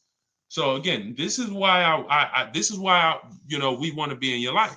This is why I'm doing my best to be in your life so that you can avoid these things. Anybody who really wants to have somebody, like we're set up. We've been doing this for 3 years as far as a company, providing education. So, I mean, whether it's hundreds, thousands, dozens, we're set up to make sure that everybody who wants to protect themselves and get the best deals are able to do it. Paula, got my book. Phenomenal. Use it. Everybody that got the book, thank you. I appreciate you, brother. Thank you so much, Lord. I appreciate you. We're going to be doing these lives regularly. I think, this is the best format. I like to come and interact and really answer questions and really show y'all, why I want you to start treating cars, buying cars and leasing cars, getting cars like buying small houses. Most people treat getting cars like going to Walmart and getting a TV, big screen. You come back home and you're like, man, it's like you get an itch, but you get an itch for a $30,000 decision or a $10,000 decision. When you start planning out your car purchases the way I'm going to show you, and you go in with a system and a strategy, the way that's taught in my book is 7 steps. First step is deciding whether you lease or buy. 7th step is delivery. So by the time you get to step 7 in my book, by the time you get to step 7 of what I teach, you should be picking up your car or it should be being delivered to you.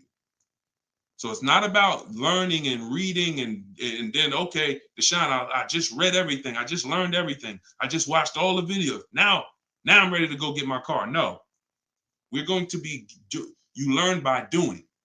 And if I teach you a different way to shop, different things to do, by the time you get your car, you're going to be like, oh, I didn't need Deshone to tell me what to do step 1 through 7. I just needed him to tell me this is step 1, do that. And then when I'm done, I come back. Okay, Deshone, I did step 1. What's step 2? Here's step 2. Do this now. Okay, perfect. Let me go on these websites, do step 2. Perfect. Just did step 2, Deshone. Perfect. Here's step 3. Do this. And we found that has been able to guarantee success for so many people. And that's how they're able to get the same deals that I get. Like this is this lady right here, this young lady, like Taupe. She got a BMW $54,750 BMW, putting dealers against each other. She got it for $690 a month. She got the protection plan and raised it up. Her payment on that BMW. Now, mind you, if you can see on YouTube, if you can see on Facebook, you can see this slide. $690 a month. People are paying for that $54,000 BMW. People are paying $1,100 a month. To go in and purchase that car, $54,000 is $1,100 a month with no money down because she didn't do any money down. $690. You see what I'm saying? Some of you might be looking, and quite honestly, some people may watch it because we're going to syndicate this. Whether you're watching this live or in syndication, doesn't change the value. You might be driving that same car, and you might be looking and saying, "Yo, I'm paying $1,000 a month for that car. She's paying $690. I put $8,000 down. She put no money down. We can't compare. You think Dave Ramsey, God forbid, and look, shout out to Dave Ramsey. I love what he teaches in terms of financial literacy. I love that he teaches people to invest and build for retirement and make sure I love that. But there's an area that he doesn't know what he's talking about, and that's when it comes to cars. See, look, credit is a big part of it has a lot to do with me helping you. Y'all don't hear me teaching credit. It's important.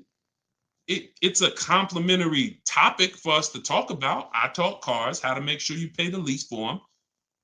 Yeah, maybe naturally. Let me get some credit tips too. Rodney, you could just go right to my TikTok bio, grab your book. It's 75% off. Click the link in my TikTok bio. You think she can ever listen to someone that tells her you shouldn't be leasing? She knows when to lease and when to purchase. She's not in love with that vehicle. She's not keeping that vehicle 8, 9, 10 years. So how can I drive this vehicle for the lowest amount of money in my household? I'm gonna shop all my offers. The dealer that wins the bid, I'm gonna see what it is. Oh, look at that. It's $690 a month. I'll take it. This is how we are going to keep thousands of dollars in our household. As things continue to go up, I need you guys to be spending, I need you not only to be making sure your cars are below your max budget so that every single month you're not growing tired and weary of your car payment. That means it just needs to be below your max budget. And then the second thing we need is to make sure that you are driving the best possible product for that money. You could be below budget and look at what you're driving for the money, and you're like, yeah, I'm below budget, but could I have gotten a better car for this money? Could I have gotten more car for this money? And I'm here to tell you that when you understand leasing, you're going to see there's no comparison. $690 a month for a daggone $1,100 a month vehicle to purchase. So short term, less than 8 years, we always lease. We never purchase. Now, in another episode, when we start talking about, in another segment, we'll talk about overpriced leases because every lease is not equal. Y'all gonna learn. We can't, every lease deal, even when you learn to shop, you must learn to shop. You must, because some 80% of dealers are overpriced on their leases. 80% of dealers who gave Tope a quote, let me come back from this screen. 80% of dealers who gave a quote to this young lady, Tope, on her BMW, were a lot higher. Some of you even saw it on the video. It said it when she wrote it. It said, man, all these other offers were a lot higher. That's how it's supposed to be. So you can't go back and forth with one dealer. You must reveal the best dealer, the best offer through multiple offers. So that's what you do. And you do that whether you're leasing or purchasing. And when you start doing that, you'll understand. That's in the book. That's what I teach. Bids. One-to-one negotiation is dead. I want y'all to eliminate one-to-one from we never do it. Because you cannot do that with any other item and win. You can't do it with jewelry. You can't do it with groceries. You can't do it with televisions. You can't do it with houses. One-to-one negotiations, you lose every time. You must see multiple options, multiple offers, and then we pick the best one. And what you see is that's gonna be done with loans we get, cars we buy, and cars that we sell. We don't trade. So, all right, yeah, this has been great. I need her contact. I don't know what you, I guess y'all having a conversation. I didn't know what y'all needed contact-wise. All right, let's see. Is buying and selling a car a good hustle? I'm not really teaching people how to buy and sell cars because, there's, if you want to go into the car business, that's not what I teach. Do I have to log out to purchase the book? You shouldn't have to. Let me try to reset. Let me know if it's still showing a $97 price or if everybody was able to get the 75% off price. Let us know. All right, I just reset it, so it should give you an opportunity to go back in there now and get your and get it at the 97% off. All right. Buy dealer loaner cars. It depends. Those can be great opportunities. But again, we still need something to compare it to, Tina. Tina on Facebook said, buy dealer loaner cars. Now, we will buy or lease a loaner car if it's a great offer. So when we reach out to dealers, you'll see in the book, I teach you to go to the website because I give you my scripts. I tell you what to say. Some of you could do it by phone if you want to call a dealership and try to get multiple offers, but I would only speak to a sales manager. And even then, you got to just make sure that you but only speak to a sales manager. But the point is, if they have a loaner car, it needs to be so much better than what I could get a brand new one for. So if, for instance, if the dealer that wins the bid is offering me $3,000 off on a brand new one, but a dealer with a loaner car is only offering me $3,000 off or $3,500 off, and it has 3,000 miles on it, I'm going to go with the brand new. But if I don't have anything to compare it to, then I might think 3,000 off is a good offer for the loaner car. See what I'm saying? See, price assurance is when you guarantee. I want y'all, listen, if you want price assurance, type PA in the comments. You want this every time you make a deal. Price assurance means I guarantee that I paid the lowest price that I could have paid. That's called price assurance. I want you to understand, some of you have been, though, is that possible with cars? That's what I want you to move from now on. I never want you to make another car deal without price assurance. How do you get price assurance? Multiple offers. It's the same way you get price assurance when you're buying groceries, when you're buying, spaghetti sauce. I know I saw enough offers to know there was nothing out there less. Not, I went in, I looked at one brand and said, I gotta have it. I like those. And it was $1 off. And I thought see, price assurance is the best thing with a car, because you literally can look at all these offers and say, this is the best one. It's amazing when you realize you're the prize. Some of you be like, man, I haven't been treated like I'm the prize. I know, we're gonna change that. When you use the systems that I want you to use, you'll realize, dang, I've been the prize the whole time. You mean all of these banks and credit unions would work this hard to try to give me, it's all these options I got? It seemed like before I really didn't know all my options. That's right. But when you now change the way you shop and you now move into a bidding mindset, everyone I'm going to do business with must win the bid. The bank, the credit union must win the bid. And then I'm going to give the dealers a chance to see if they can beat it. Now they bank's going to get a chance to bid. Very soon we'll talk about how to do that without affecting your credit. I want to show y'all this bank bidding war process. We have a specific way we shop for loans, credit unions, banks. We let dealers access our credit, and the way it shows as one inquiry when it comes to affecting our score. You must learn that, because when you see how much money is in the loans, you're gonna be mad. You're gonna be like, dang, I never shopped around the way I should have for my loan. I never shopped around. That's fine. No, there was no one to tell you. Now there is someone to tell you that if you have a $30,000 loan and the interest rate is 5.9, if you could have got 4.9, that'd have saved you $1,000. You get what I'm saying? If you have a $50,000 loan, 1 point on the interest rate, save you $2,000. So we must imagine if you could get 2 points lower, say you $4,000.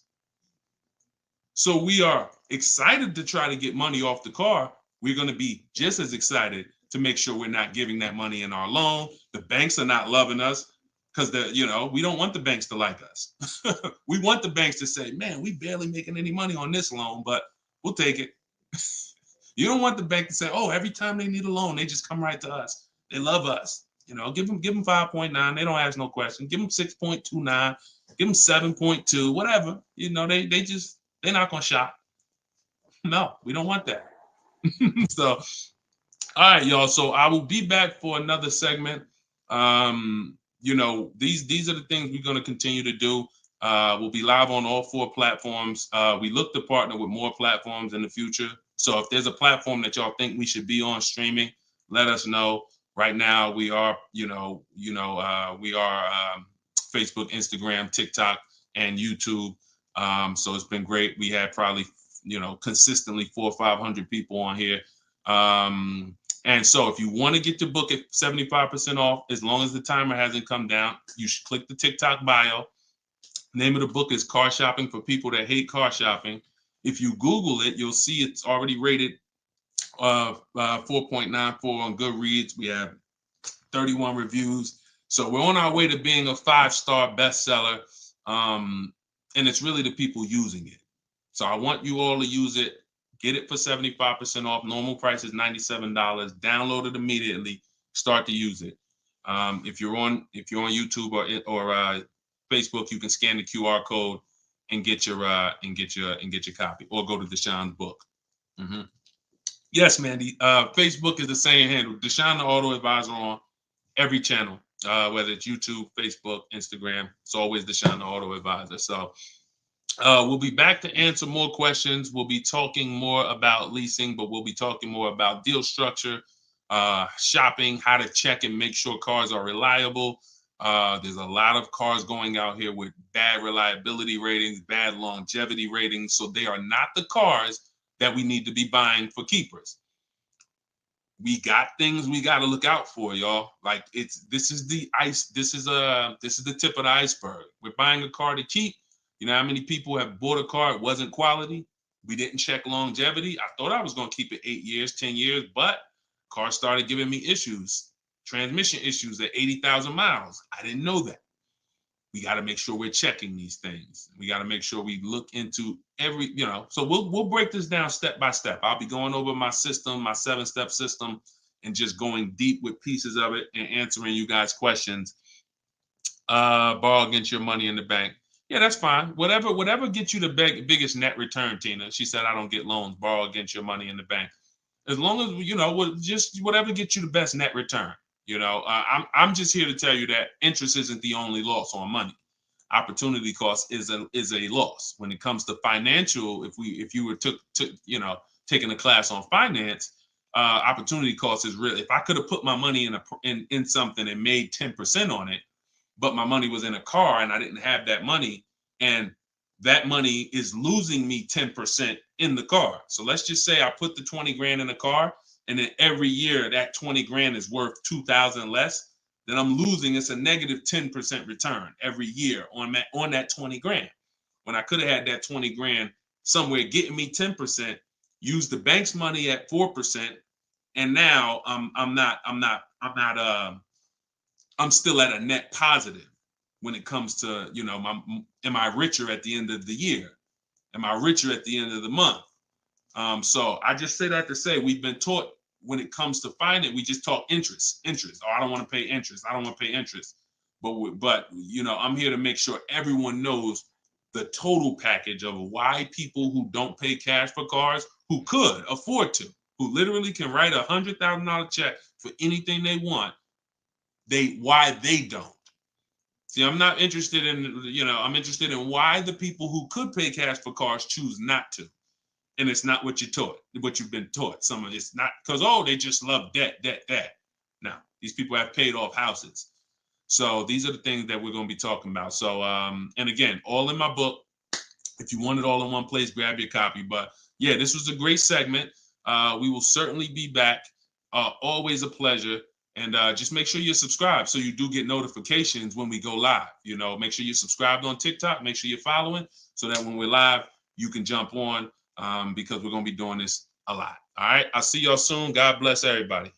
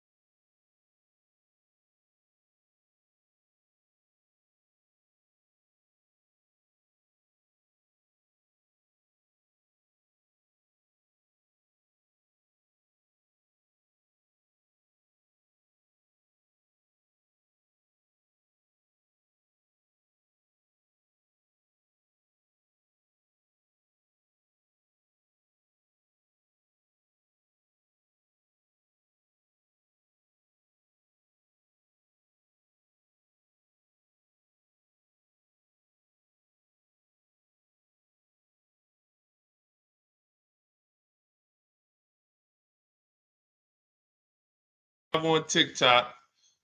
All right. This is our first time going for everybody. So I think we're hold on, let me hit Instagram. See, but then when I come here, I hit go live. Okay, here we go. We're good. We're good. I think we're good on all 4 platforms for the first time.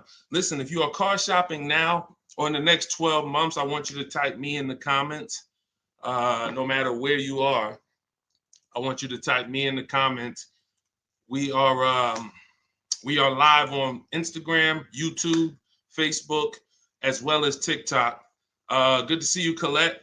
Good to see you, Andrew. After you come in, we haven't done this in a while because I'm just getting back into going live. But if you've been with us for a little bit, you know we do a roll call. Where are you checking in at? Good morning, good afternoon, good evening, depending on what time. I see you, South Carolina. Okay. As you come in, if you're on TikTok, could you hit the like button and just, let TikTok know that we're going to be spending some time here. We're going to be talking about some serious money as you come in. If you could like the broadcast, if you're into financial literacy, this is the Auto Advisors. Like this, the name of this segment here is the Auto Advisors. We're going to be doing car Q&A. If you don't know me, this may be your first time seeing me. My name is Deshone. I'm publicly known as Deshone the Auto Advisor. I spent 14 years in the car business before I left in 2020 to focus on teaching people. I see we got Jacksonville, Florida. We got Houston. Okay. We got a couple hundred people on already between all the platforms. We have Philly in the house. I see you. As you come in, just get your questions ready. What I'm going to be doing is going over various topics and doing lots of Q&A. So we're going to be spending this time that, y'all going to hear me go from things like leasing versus buying to things like structuring your deal and budgeting, all with the goal of helping you get below market car deals. So as you come in, if you could tag somebody, I promise you, here's what's going to happen. If one of your friends finds out that you've been following me, following the channel, using what we talk about over here to save money on cars, and then you didn't tag them and they find out later, man, I found this guy, Deshone, he's on, and you're like, hey, yeah, I've been following him for years. And they're like, man, why didn't you tag me? Why didn't you share the wisdom? So I want you to definitely do that. And I guarantee your friends will thank you. So as we come in, let's get ready for Q&A. I just want to make sure I did all the housekeeping. My new digital book, Car Shopping for People That Hate Car Shopping, is on sale right now. It's 75% off for our launch, so it will be 75% off the whole time that we're on. If you're seeing this video, you can go to deshonsbook.com, get your copy for 75% off. It's a digital book, and it's digital for a reason, y'all. It must be. I got links in there. I got links to scripts that you're going to be using. I don't want you guys having unpredictable car buying experiences. I want to see you having very predictable, controlled experiences.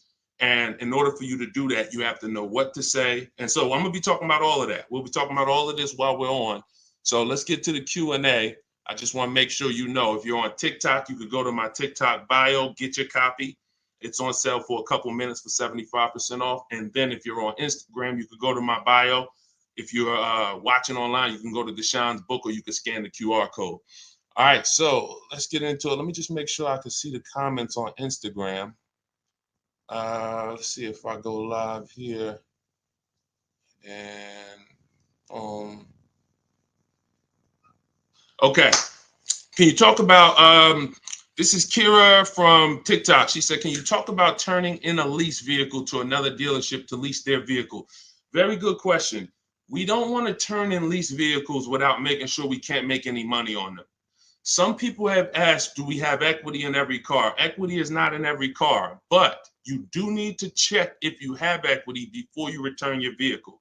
Here's how we do it. We're going to call our bank. We're going to get our payoff. We need to get our payoff. You don't want the residual value, because the residual value doesn't include any payment you have, anything. You need the payoff. And what that's going to do is tell you the price that you could buy the car for. Now there's a customer payoff. Can we light up the likes on TikTok, please, so we could get some attention and let people know we setting people free financially. If you on YouTube, if you on Facebook, if you could like the broadcast and tag somebody, I promise they'll thank you. So the first thing we're doing, y'all, we're never returning our leases. We are never returning our leases without doing an equity assessment. We got to check to see if we have any equity in our vehicle. We get our payoff. And then we're going to get at least 5 cash offers. At least 5 cash offers. What does that look like? That means you're getting offers from Vroom's out of business. Driveway, you're getting offers from, and I'm gonna tell you, when you do this, if you are selling a lease, you must put no when it asks, is the vehicle a lease? You must put no. And I'm gonna tell you why. The way these companies are set up, they're set up to buy vehicles. But in 2022, 2021, when they saw us making all this money selling our leases, a lot of the auto companies got the banks implemented what's known as a third-party restriction, which doesn't limit if you can sell your vehicle. It doesn't. It limits who you can sell it to. So we got to ask our banks, do I have a third-party restriction? And the way these buyers' websites are set up, the ones I just named, the Driveways, the AutoNations, the Kelly's Blue Book Instant Cash Offers, these are people who literally inspect your car, give you a check the same day, CarMax, Carvana, and we must get offers from all of them. See, we don't realize, as y'all learn more about saving thousands effortlessly and easily, you're going to learn it comes through bids. It comes through bids. It doesn't come through giving one person an opportunity to buy your vehicle. We must get bids. When we let the market bid on our vehicles, we're going to win every single time. We're never going to worry about if we overspent. We're never going to worry. This is all in the book. So everything I'm teaching y'all on this live and in my free vid, it's all in my book, step by step, 75% off, get yours.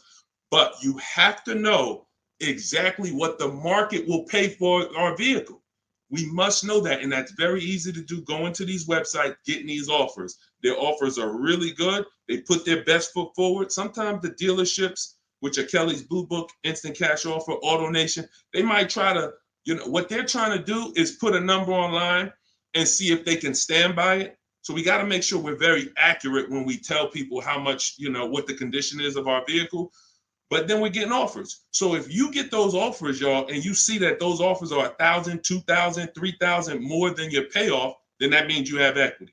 If it's $4,000 or $5,000, that means you have equity. And here's what you got to know. The customer payoff for our leases, when we're done, we're still talking about answering this young lady's question about what the lease in process is. She asks, should we return a lease and lease another vehicle from the same dealer or a different dealer? What I'm trying to tell y'all and get across to y'all is all of our transactions from now on, who we sell our car to, that's going to be different than who we buy our car from. See, y'all know that the car business has programmed us to give the dealership 3 transactions. We're going to buy a car from them. A lot of times we're going to trade our cars in, and then we're going to get our financing from them.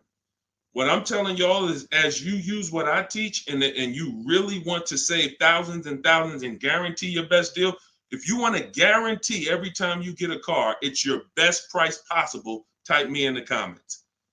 If you want to just type a G for guarantee. I want to know every time. In order for y'all to do this, we got to start separating our transactions. So I see you, Terry. I see you, Israel. I see you. Okay, so we all type in G's. This is what we must do to guarantee that we got the best price car. I see you, Father of Legends. I see you, Johnny Martinez. All right, we live on every platform. So when we are shopping, when assessing our equity is the first thing we do after we decide if we're leasing or purchasing. I'm telling y'all that in the steps of car buying, we got to know what order we do things. It's just like baking a cake. If we put the eggs in first and then we put the milk, and it said, no, don't put the milk in until, I don't know, you've let the thing sit for 10 minutes. You just put the milk in, it's not going to be right? So order is important.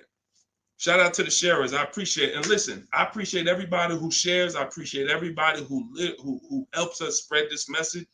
And in time, we're going to do something great for the sharers, because we can't do this without y'all telling people about it. So this is the equity assessment. We don't worry about what car we're going to buy yet. We don't worry about who we're going to get our loan from yet. Here's why. Until we know what our equity position is, we don't know what we're doing. Example, if you run your equity, you find out you got $3,000. Well, that money is as good as cash in your pocket, or you can put it into your next transaction, or you can put half in your pocket, half into the next transaction. Y'all see why knowing your equity position is super important? Here's another reason. Let's say we have negative equity. Negative equity means we owe more than the car is worth. In my book, I talk about, and you'll hear me talk about it in my free videos, there's only 3 things you can do with negative equity. You can pay it off. I call it paying the difference. You take the highest offer. If it's like 2,000 or 3,000 different, you just pay it off and you're now done with it. No baggage. You can transfer it within limits though. So when you go to transfer negative equity over, this is where we get to the point where negative equity can either stop our deals or it can literally kill our deal. The bank is only going to approve a certain amount above the value of the car we buy. So let's say we're buying a $20,000 car. The bank's not going to approve 30,000, 40, 50,000. They're going to look at the price and say, wait, car's worth 20. We might lend 26, depending on the customer's credit, but we're not lending 30. We're not lending 35 on a $20,000 car, which means if you have 8 grand, 10 grand of negative equity, you can't transfer all of that over because you're going above the loan to value ratios. This is why negative equity, knowing the cause, is important. And there's 2 causes. You don't understand leasing and you're switching cars with loans on them. If there's an emergency, we understand that. I see y'all. Shout it out. We live. Literally, I see between all the platforms, we got about 400 or 500 people on here right now. So shout it out. Can we get the TikTok likes up? Can y'all keep tapping the screen on TikTok? Let's make some noise over on TikTok. But we're doing great. So this is why we can't move on. But I'm telling y'all, 99 times out of 100, I've been in the car business since 2006. I left in 2020. I left in 2020 and it hasn't changed. The cause of negative equity, 99 times out of 100, is you don't understand leasing. You buy cars, you're not keeping them long enough to pay them off and win with the depreciation. It's not just paying off the car. Some people say, oh, Deshone, I pay off my cars in 2-3 years. But your car's depreciated value is what you need to try to avoid. You need to try to avoid taking depreciation hits. And what y'all going to learn more from me is the 8-year rule. I've already done the math. I'm going to show it to you in time, if you just stick with us. But if you believe me right from the start, you're going to win. If you're not keeping cars 8 years, you're losing thousands of dollars not leasing cars. Does not matter how much you drive. Does not matter. Here's why. Listen. Who was taught? Oh, we lighten up the likes on TikTok. All right, I appreciate you, TikTok. Appreciate all of this. Let me ask you a question. Everybody on here. Who was taught never to lease cars? Be honest. I want you to type never in the comments. If you were taught never lease cars, if you've heard that from someone, I want you to type that in the comments. Here's why this is so important. This is all in my book. My book is called Car Shopping for People That Hate Car Shopping. It's a digital book. And for the grand opening, it's not a store. For the launch of the book, the official launch, we're doing 75% off for everybody. So you could go to my TikTok bio, you could go to my Instagram bio, you could go to deshonsbook.com, or you can scan the QR code and you can get your book for 75% off for a couple minutes. So we have a lot of people who were taught never lease a car. Never lease a car. Let me tell y'all how much. I'm going to give you a little sense on how much that's cost you. And then, we'll go deeper. Everybody, let's say you're a person who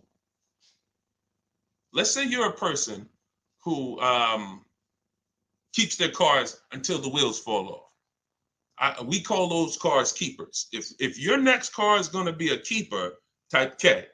That means I'm going to keep this thing until the wheels fall off. I'm going to keep this thing 8 years minimum, 10, 12, 15. That's what I do. I see you, Abby. Now, the benefit about buying a car and keeping 8+ years is you get to outlive all the depreciation. Your car loses X% of value the day you get it. And whether you drive it or not, if somebody came and parked a car outside your house right now and said, hey, this car is worth $30,000, it's yours.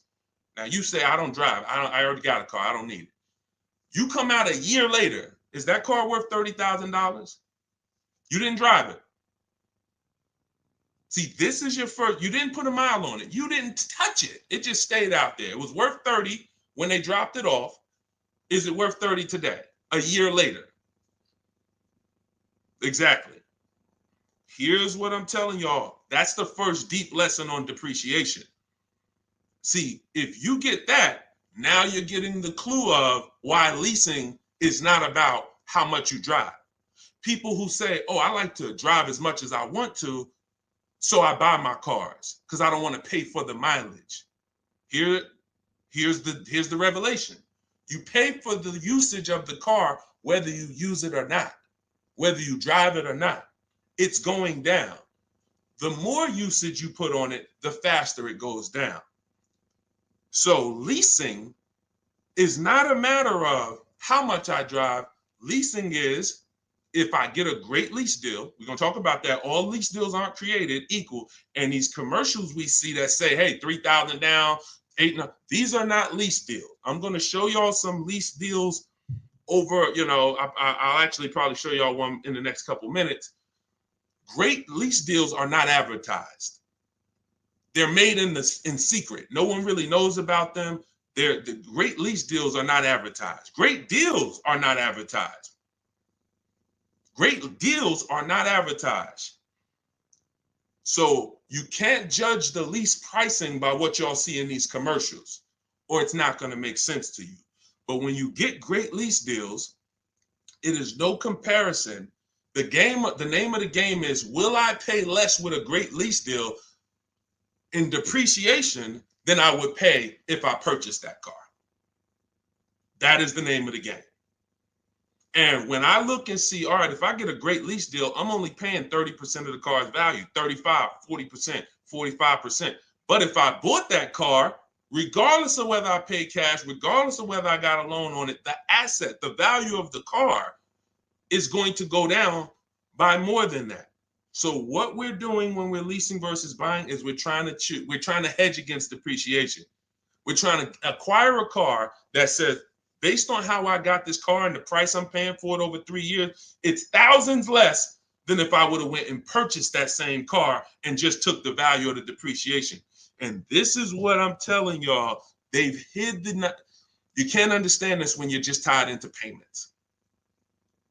And a lot of you know, payments have nothing to do. Some of you who are a little bit more financially savvy, payments have nothing to do with the deal on the car.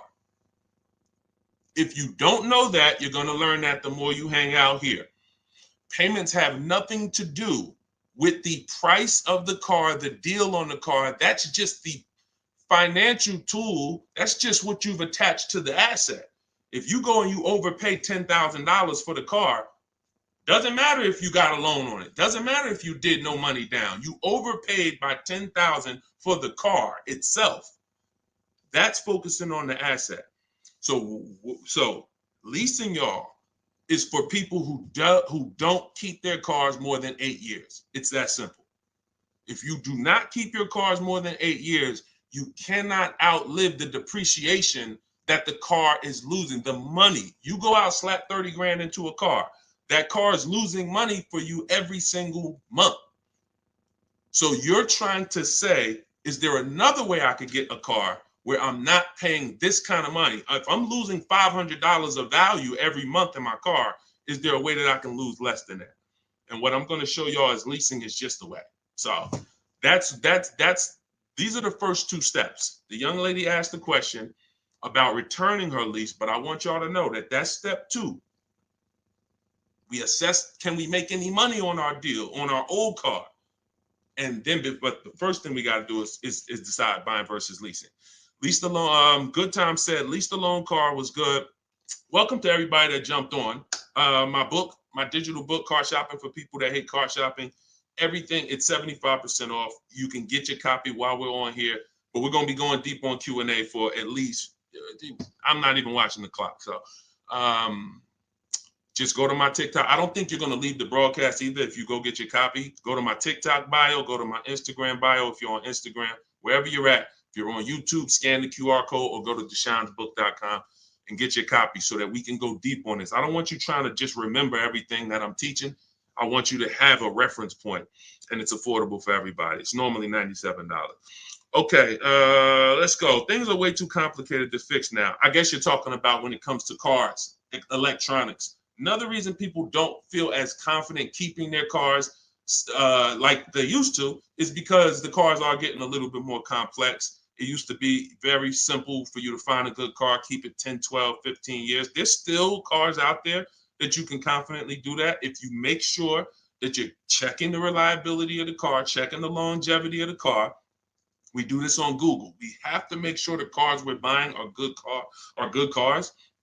Then we can certainly avoid, you know, a lot of these cars. But yes, that is a lot of people don't feel as confident keeping cars long term as they used to. How about a lease to buy at the end compared to straight out buying? Cousin Al, that's a good question. He said, how about buying a lease to purchase? Who's heard of that? Who's heard that term before? A lease to buy on a car. You may have heard it with a house. If you've heard that, if you've heard that, let me tell you why that's a bad idea. We're mixing two strategies. See, there's nothing better than for the long-term person than us buying a long-term car, making sure we pay less than everyone else. That we're gonna do that. We're gonna get you stay around me. You learn from what I do, what I teach. You're gonna get below market car deals, new cars, leases, pre-owned cars. The best way to save the most money on a car is to buy it. You could decide new or pre-owned. It's really pre-owned, and you keep the thing 10, 12, 15 years because your cost per year is going to be so low.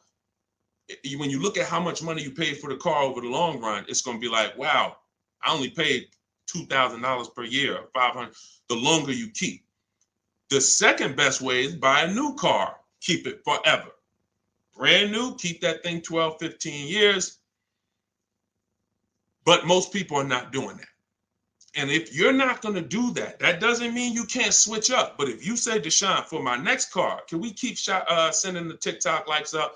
If y'all are enjoying this, could y'all please hit the like button? We got probably 400 or 500 people on here still. If you could hit the like button, that would be great. And I see all the gifts. Thank you. Everybody who's sending roses on TikTok, gifts and all of that, stars. Thank y'all very much. But what you got to know is, what is the strategy for this next car? Is that 8+ years? Then I'll buy it. There's nothing better than that. I'm going to buy it. But you got to realize buying comes with what, y'all? Maintenance, upkeep, repairs. That's what it comes with. But we win when we buy. We win 8, 9, 10, 15 years later is when we win with a purchase. You don't win with a purchase 3, 4, 5 years because the person who's leasing is paying so much less than you. If they got a great deal, they're paying so much less than you to drive a brand new car. It doesn't, like, you don't win. You can't win. But in the long run, you will. So you got to ask yourself, this next car, is it 8+ years or is it less than 8 years? And if it's less than 8 years, then I got to go to my lease strategy. And that could be for my, you know how many people out here, y'all, they're like, oh man, I buy my cars, I keep it till the wheels fall off. I'm not leasing. Yeah, but what about your spouse? What about your children? That car you buying for your 22-year-old college student, are you think they keeping that car for 8 years like you are? No, probably not. Then you should be thinking about, you shouldn't even be thinking about, you should be going to the lease play for them. You know how many people have put their kids in a $21,000 car paying $500 a month, $20,000 Toyota Corolla, paying $500 a month because they wanted to buy them their first car, and they go get them a $20,000 Corolla that they could be leasing for $300 a month. And then that kid wakes up in 3 years and they're like, man, I'm paying $450 a month for a Corolla. I don't really like the car. Plus it's kind of expensive. This is what happens. I've seen it millions of times. Some of you may have experienced this. Your first car might have been like that. Maybe your parents went and got you your first car and purchased it. But I'm telling you that if they understood leasing, they could, especially if you were going to pay the bill, they would understand. we're not keeping this car long enough. We should be leasing it. And so I'm going to keep hammering now. I'm never going to stop hammering because we got years and years of bad information that we got to unravel. People who've been doing damage, y'all. Big audiences, big platforms, just telling people, oh, leasing is the most expensive way to own a car. Guarantee you, if I had 10 minutes on them with a live and I bet them $100,000, are you willing to bet 100? Just let me just ask you. You sound very confident when you're talking to the public. They don't realize how much money they're costing you. So my question would be, if I can show you that advice you're giving them is completely wrong financially, will you pay me $100,000? Will you take the bet? Because if you're willing to say that, stand on it. That's what they tell y'all. Exactly. He said that's what they tell us. See, and that's why I'm here. That's why it's very important what we do. That's why it's important when you share, when you tell somebody about these broadcasts, when you tell somebody, watch what they're doing over there at the like we're coming in to unravel years of bad advice. And a big part of that is leasing. Not the only part, but a big part of that is leasing. But you cannot all lease deals aren't created equal, y'all. Lease deals are when we shop for lease deals, you must get bids. And I'm telling y'all, you must get bids for everything. We'll talk more about that as we continue to go on. All right, let's get to some more questions. Why are taxes added to a buyout when they're already included in the paid? Somebody said, Christina on TikTok said, why is taxes added to the lease buyout price when it's already included in the monthly payment? Well, it's only included in the payment for the portion of the car you're leasing. So when you're paying for, your 30-40% of the car, 50%, the better lease deal you got, the lower percentage of the car you're paying towards over 3 years. That's what the tax is calculated on. That back end, which is when the car goes back to the bank or the next buyer, there's no taxes factored in on that. Depending on your state, sometimes they will put tax on the payment, but they're not usually. I don't recall ever seeing a case where they're taxing you on the whole car because you're not using that portion of the car. That's why when you lease, when you look on your credit report, you'll see the only part you're responsible for is the part that you're using. So even though the car might be 40 grand, it might say balance owed 18 because you're only responsible for that 14. You're not responsible for the back end. All right, we lighten up the likes on TikTok. Appreciate y'all. I see you, Lisa Vasquez. Welcome. Kat, I see you. All right, let's go. Let's continue to rotate questions. What happens to my down payment on the lease? See, a lot of people asking about leasing. This is good. This just goes to tell you something. A lot more y'all gonna lease when you understand it. In fact, when you understand it, your next car will be a lease. Quite honestly, unless you can guarantee me, Deshone, I'm keeping it 8 years. If you say, Deshone, I'm keeping this thing 8 years, you go ahead and buy it. Don't think about leasing. Go ahead and buy it. But if you cannot confidently say I'm keeping this car at least 8 years, and you're gonna learn, I'm gonna do a upcoming show where I show y'all my screen. So if you're on TikTok, make sure you're on YouTube or make sure you're on Facebook. If you're on Instagram, because y'all are not going to be able to see my computer screen when I actually go deep and show everybody, my screen and we compare. I'm going to show you all the numbers because I'm not going to sit here and I don't want y'all thinking this is my opinion. This is by the numbers. So Good Time says, what happened to my down payment on the lease? So you should only do a down payment on the lease after you've already verified you got a great deal. Pay attention. This is very important. Once you down payments, y'all, never come into play until we verify we got a great deal. This is all in my book, Car Shopping for People That Hate Car Shopping, my digital book. You can download your copy. Go to deshonsbook.com. It's 75% off for a couple minutes. You won't leave the broadcast, but I don't want you to miss the opportunity. The book is great value at $97, but for our official book launch, we're doing 75% off. So you can scan the QR code or go to my Instagram or TikTok bio. Get your 75% off book. So when you are doing the down payment, whether you're purchasing or whether you are leasing, it's critical that we verify we got a great deal on the car before we ever talk about payments. This has always been. How many of you have had this question? You're looking at a car and they say, hey, what do you want the payment to be? What's your goal? What's your goal for your payment? Type a $ if you've heard that question. What's your goal for the payment? Thank you, Say What. I appreciate all the compliment. I appreciate it. If you've heard that question, type a $. What do you want your payment to be? What's your payment goal, right? Here's why that's not important. And here's why you never feed into that. If you feed into that, you run the risk of focusing on the payment structure and not the price of the car.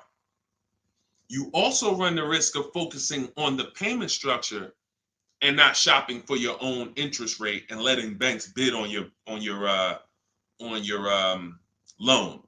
When we do an episode, we'll do a show that is about structuring our deals, and you'll see that when we start getting our financing, y'all, we never want to let anyone run our credit until after we found our car. Because what people are trying to do, y'all, is they're trying to run your credit and they're trying to give you a time limit. Now you have a hard inquiry, but you also have a time limit to go find a car. That's not good. They might give you 30 days or 45 days, 90 days before the approval expires. It's usually 30, 45. That's a problem because now we're out there rushing. But when it comes to down payments, we are only structuring our deals after we found our car. So I teach you how to get bids on your lease. Get bids on your lease, get bids when you're buying a new car. Once you find the dealer that gives you the lowest bid, now you come in and you see how you want to structure the deal. You must get bids first. And the way we shop for leases, I'll tell you about how we shop for purchases too, but the way we shop for leases, we must get all these offers because there's so much money that could be hidden in a lease. It's ridiculous. People would love for y'all to come in and lease and come in and say, oh man, Deshone said, I'm gonna start leasing. Now you go in and they structure you a lease deal. It looks better than a purchase, but it's still not a good deal. So that's why we gotta know when we are shopping for leases, we are always shopping offers with, here's how you shop them. This is in the book, but if y'all want to try to remember this, be my guest. You are getting your lease deals, your offers with first month's payment total out of pocket. First month's payment. Now look, when you shop for a brand new car, you are always getting your offers with tax, title, license, all fees included.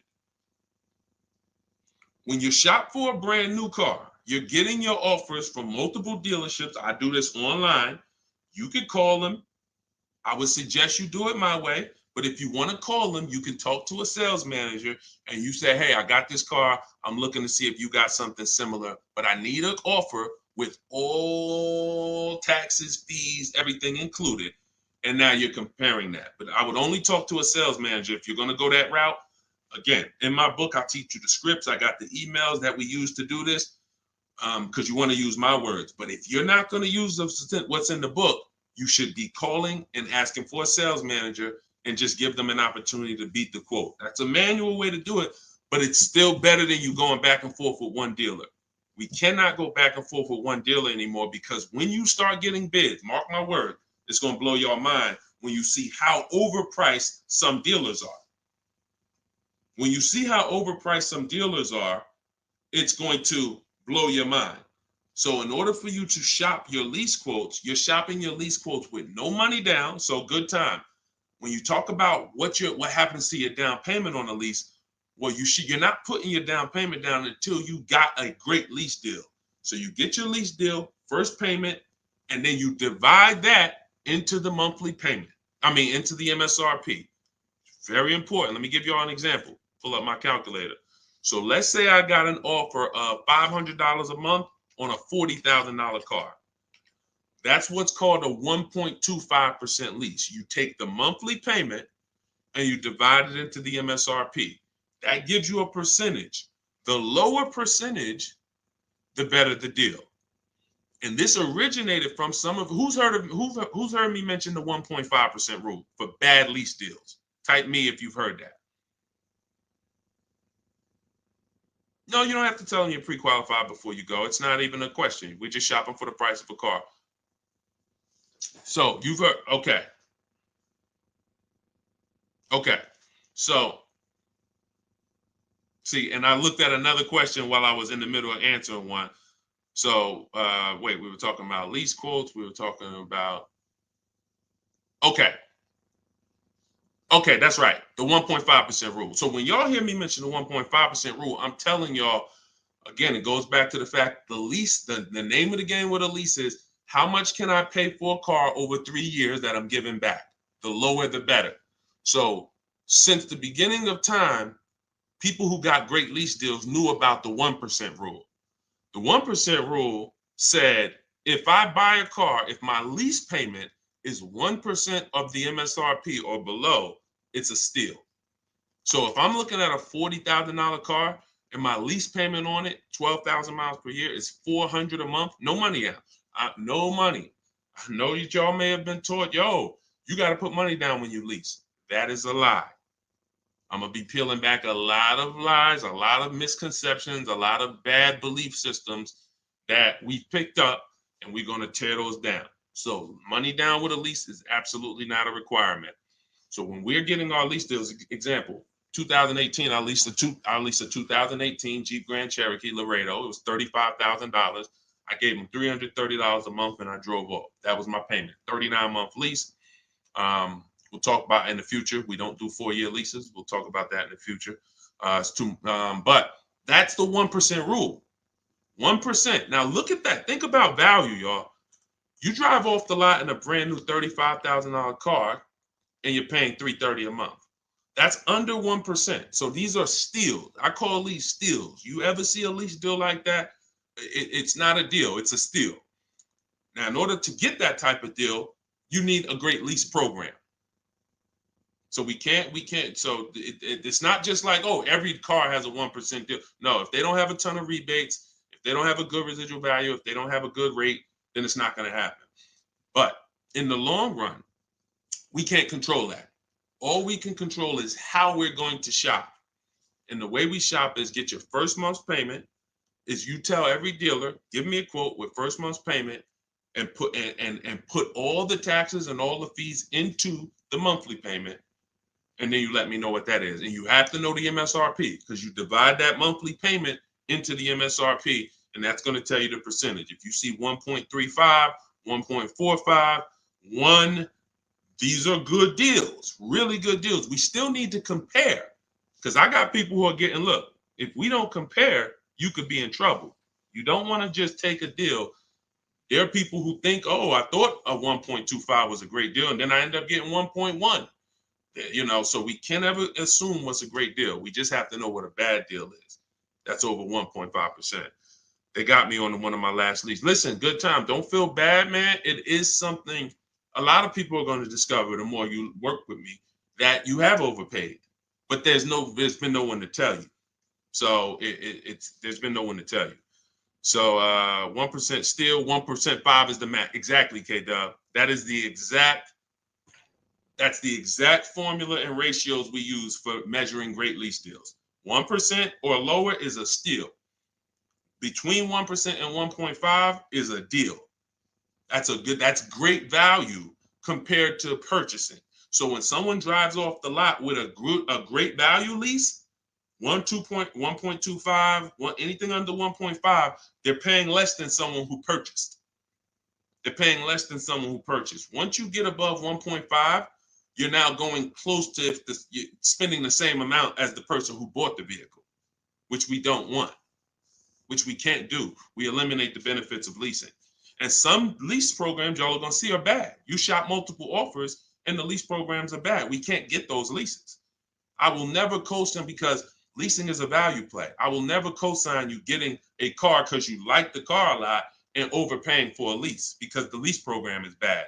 Sometimes, I want a Range Rover Velar. The lease program is bad. All right, well, I'm going to go get a Genesis GV870, And then, you know, maybe in 3 years, the Range Rover lease program will be good. But right now, I'm not going to do it because no one loves a car that they're leasing. You always just like it. If you're leasing, you're switching cars every 3 years. You don't love anything. When you love a car, you buy it, you keep the thing 10 years. That's love. But typically, a person who's not keeping their car long term, you get, you know, you 3 years, you're like, okay, I could get another car. 5 years, you know, people who buy cars to keep, they don't think like that. Like, they ain't even looking for a reason to get rid of it until, you know, transmission goes out.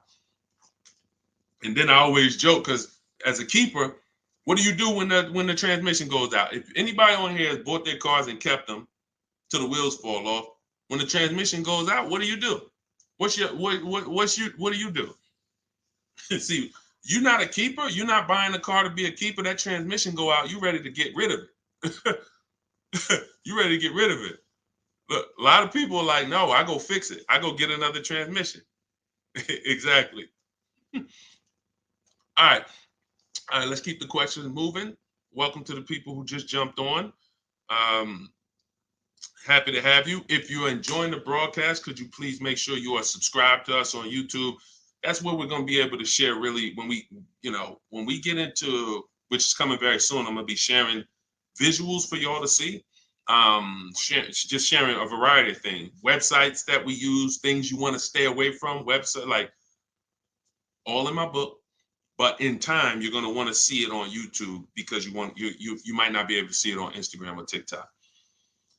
What's the MSRP equivalent for used cars? F Broncos asked. Here's what who's purchased a used car? Type a U. If you purchased a used car before, type a U. Type a U if you've purchased a used car before. Okay, I see Al Boogie, I see FL Bronco, I see Amore, I see Justine. Okay, every platform. Ebony Eyes. Okay, Larica. All right, I'm gonna give y'all the biggest. This is gonna be major, y'all. And you're gonna see like, wow, how the heck could we even know we're getting a good used car deal without knowing this? Tell y'all how important it is to have the original MSRP of the car you're purchasing. So I have a 2020 Infiniti QX 60 truck. I bought it a year ago. It was 3 years old. Now I saved 42% off the price when it was brand new. Here's why it's important. We don't know when we're shopping on these used car websites. I call them marketplaces. Y'all are going to see in my book, if you do get my book, or even in my videos, you'll hear me talk about the multiple marketplace strategy where we're on these used car marketplaces. We got to be on all of them. But here's what they try to sell you on, because it's based on who's paying them. They're trying to sell you on market value. The true way to buy a pre-owned car, after you check to make sure it's a good one, but I'm talking about how do we know we got a great price on it? We must know how much it was brand new. We must know how much the car was brand new. Give you an example. I was looking at this Infiniti truck. I had narrowed it down to my top 3 or 4. I think I narrowed it down to my top 4. Now they're all white. They all look similar. They're all in similar price points. How do we choose? This is where we usually are stuck. And this is where we usually make a bad decision. I'm going to tell you why. I get the MSRP of these cars. By the way, my special strategy for getting the MSRP, one of them is to go to the dealer's website. Most dealers have a contract with Carfax, and that car will be on their website. That's my first line of defense. Again, everything I'm talking about, y'all, I don't hold back. It's in my book, or it's going to be in my free videos. But some people want everything in one spot. One spot, step by step. That's what the book is. 75% off in my bios, or go to Deshone's book or scan the QR code. So I look and I pull the MSRP, the window sticker for all of these vehicles, and what do I see? The 4 vehicles, the original price of them, one is 46, one's 48, one's 52, one's 54. Why is this so important, y'all? They've taught y'all to buy used cars based on what? Nothing. This is what we're asking for the car. Okay, I think I see some less than that. If all of these cars were 31,000, but one was 54, that's the best deal. In fact, none of those other deals are even close. That car right there has more packages in it, more equipment in it, special features in it. Those other cars don't. So the percentage of the discount that I'm getting off the car is higher here. Does not matter what the dealer's asking for the car. See, we've been taught you go and you focus on trying to get the dealer's price down. That is true in some cases. But what's more important is I need to know, based on what the dealer's asking for the car, how much off MSRP, original MSRP, am I actually saving? Is it 30%? Is it 40%? Because I might look at this car here and yeah, they might be asking $1,000 less for it, but the original equipment in that car is $5,000 less equipment. This is why it's very important. It's critical. I would not buy a used car, and I would never recommend you buy a used car without seeing the original MSRP, so you know, one, what's in the car, what features it has, but more importantly, I cannot determine who saved me the most money. I can't determine who gave me my best deal without knowing what the car was originally priced at from the day it came into the country. And y'all, unfortunately, and I hope it's nobody on here, but unfortunately, we probably do have it where during the pandemic, people were paying 90, 95, 100% of value for used cars. When I mean a Toyota Camry that brand new was 30, they were paying 29 for it, and it was 3 years old. See, I call this true value percentage, TVP. Y'all are going to hear this. We call this true value percentage. We can't look at a used car. See, once we see, wait a minute, based on the new price, the car when it was new, you charging me 95% of the car's value, and it's 3 years old. Once we start looking at true value percentage, car was brand new 30, you asking 25. Okay, you knocking this percentage off. This is how we make sure. Now look, that doesn't help us get quality cars. That doesn't help us stay within our budget. We'll talk about that in the next hour. Because what I'm going to be doing is I'll be doing these shows throughout the day in hour segments. So what you'll see is every time I come, we'll do if there's something that we want to tie up, we'll try to do it in both hours. Again, it's very tough to go over all things and then do Q&A and just get it done in a couple minutes. So some things may continue to the next hour, but once y'all get this, it doesn't change. So although, some of this might be brand new to you. I'm sure it is for a lot of you, having a system for how you shop, boundaries. But once you see how this thing works, it doesn't change. That's why I could write a book. That's why I have a library of videos that are step-by-step. The step-by-step version of my book is the Cars from Home video library, because I know we're so ahead. The car business is so old. I don't have to worry about this changing in the next year, 2 years. If anything, like Vroom went out of business, we adjust that. I might adjust that one section because Vroom's not in business anymore. But the way we teach you to purchase cars to guarantee you pay less than everyone else, to guarantee you save the most money on your loan, to guarantee you get the most money for your old cars, that's not going to change because we are just too far ahead of what the car business is doing. Welcome. Blessed said, I'm new here, been watching your shorts. Great job, homie. Good looking out. Appreciate you, man. Thank you so much. If you're not subscribed yet on YouTube, could you make sure you subscribe? Everybody who's on any other platform, if you could subscribe to us on YouTube, that's where we'll be, able to put a lot of our widescreen stuff so y'all can see. We're gonna teach, but what y'all gonna see, even in the book, it's not teaching and then you're trying to memorize it. It's just shop different, When you shop different, you'll see, oh, this is a better way to shop. And then you're going to learn by doing. It ain't learning by memorizing. Hey, thank you, Sonny. Said, just purchased my ebook. Thanks for sharing. My pleasure. Everybody could get it for 75% off in my TikTok bio or my Instagram bio, or you could go to deshonesbook.com or scan the QR code, no matter where you're at. Let's see. I'm new here, but hold on. I got that. Hold on. Let's go. I still can't see the questions on Instagram. For some reason, I can't see the questions on Instagram. We got to figure that out. Now, here's what I will say. If you stay on long enough, somebody's going to ask you a question, because a lot of you, it's going to surprise you, but I know it. We've been working with people long enough to know a lot of you have the same situation, literally. So you stay on, even if you don't, your question doesn't get answered, you'll hear somebody that's, oh, that's the exact same situation that I'm in.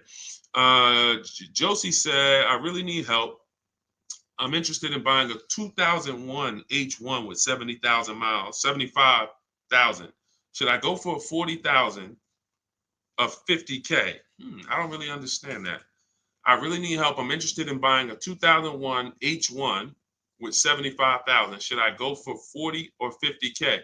So I'm guessing you're saying I'm buying a 2001 Hummer with 75,000 miles. Or either is that asking price is 75,000? Should I go for 40 or 50K? No, we go for whoever wins the bid. See, we can't get into, here's where this could hurt us sometimes. You know what we do? We save a certain amount off the price of a car, and then we want to carry it to our next deal and say, well, we should save the same amount on this car. No, because we don't know what the programs were that allowed us to save 7,000 off that car. And I'm talking about new. Pre-owned cars, this is different. Pre-owned cars, you go to the market and you see who has the lowest car for the money. So we're not going local. It's two favorite words, y'all. And some of you, let me see who's been with me for a minute. See if anybody knows. What's my two favorite words when it comes to saving money? And again, this is, I haven't been live and we haven't done this in a, does anyone remember favorite words? Y'all wouldn't know on YouTube, I don't think, unless I used to say this a lot on TikTok.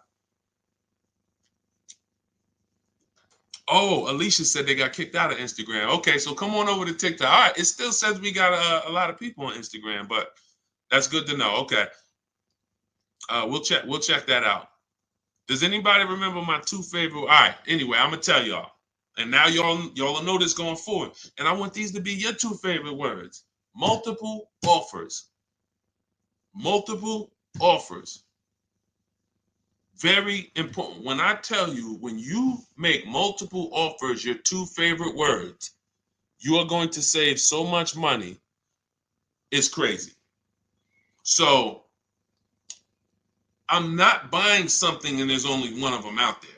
I don't have anything to compare it to. That'd be like me walking into the grocery store and I want chips. I really want some barbecue chips. And I go into the aisle and it's only one brand of barbecue chips. Wise Barbecue is the whole store. Now, I don't know if they're charging me a good price because I don't have anything to compare it to. They might say, oh, bag of chips, $4.99. Is that good or not? Well, we don't know. But when I see all the other options, same thing with spaghetti sauce.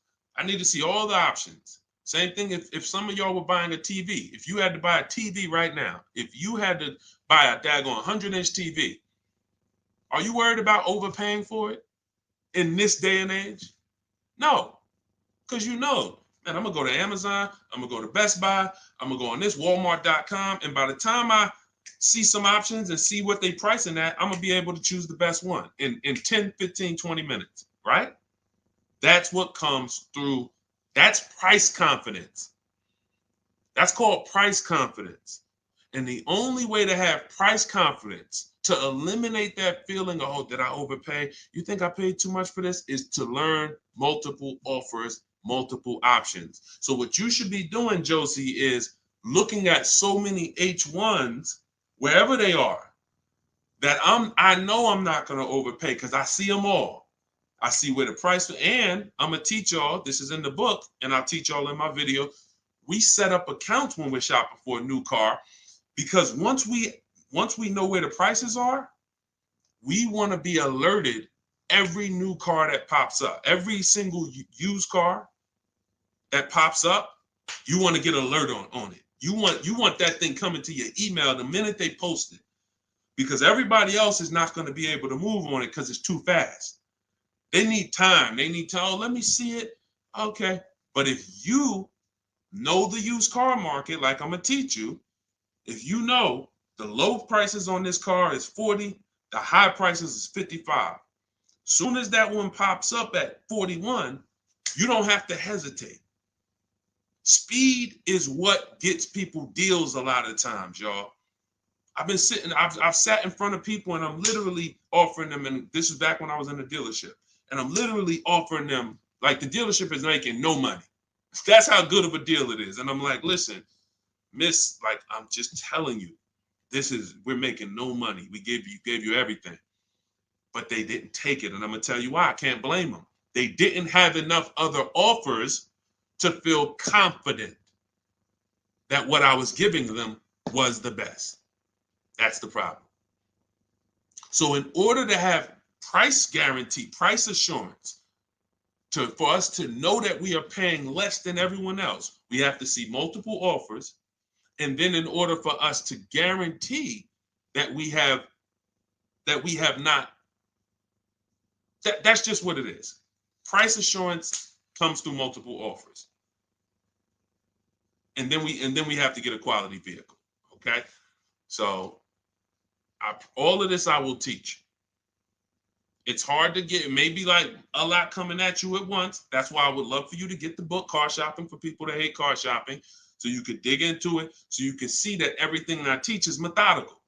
I don't want you trying to remember this. Get the book, take your 75% off for the launch of the book, and then dig in and you'll see, wow, he has this thing set up in systems so that I don't have to be trying to remember what to do. I don't want y'all trying to remember what to do when you're out here shopping for your car. I want you to have a roadmap, a blueprint, and that's what 7 Steps to Saving Time, Money, and Avoiding Dealerships is.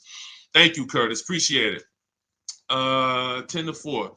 Oh, 10-4. Thank you for the guidance. It's a rare vehicle. If it's a rare vehicle, that's fine, but you don't want to overpay for a rare vehicle. You need to see enough of them to know that you're not overpaying.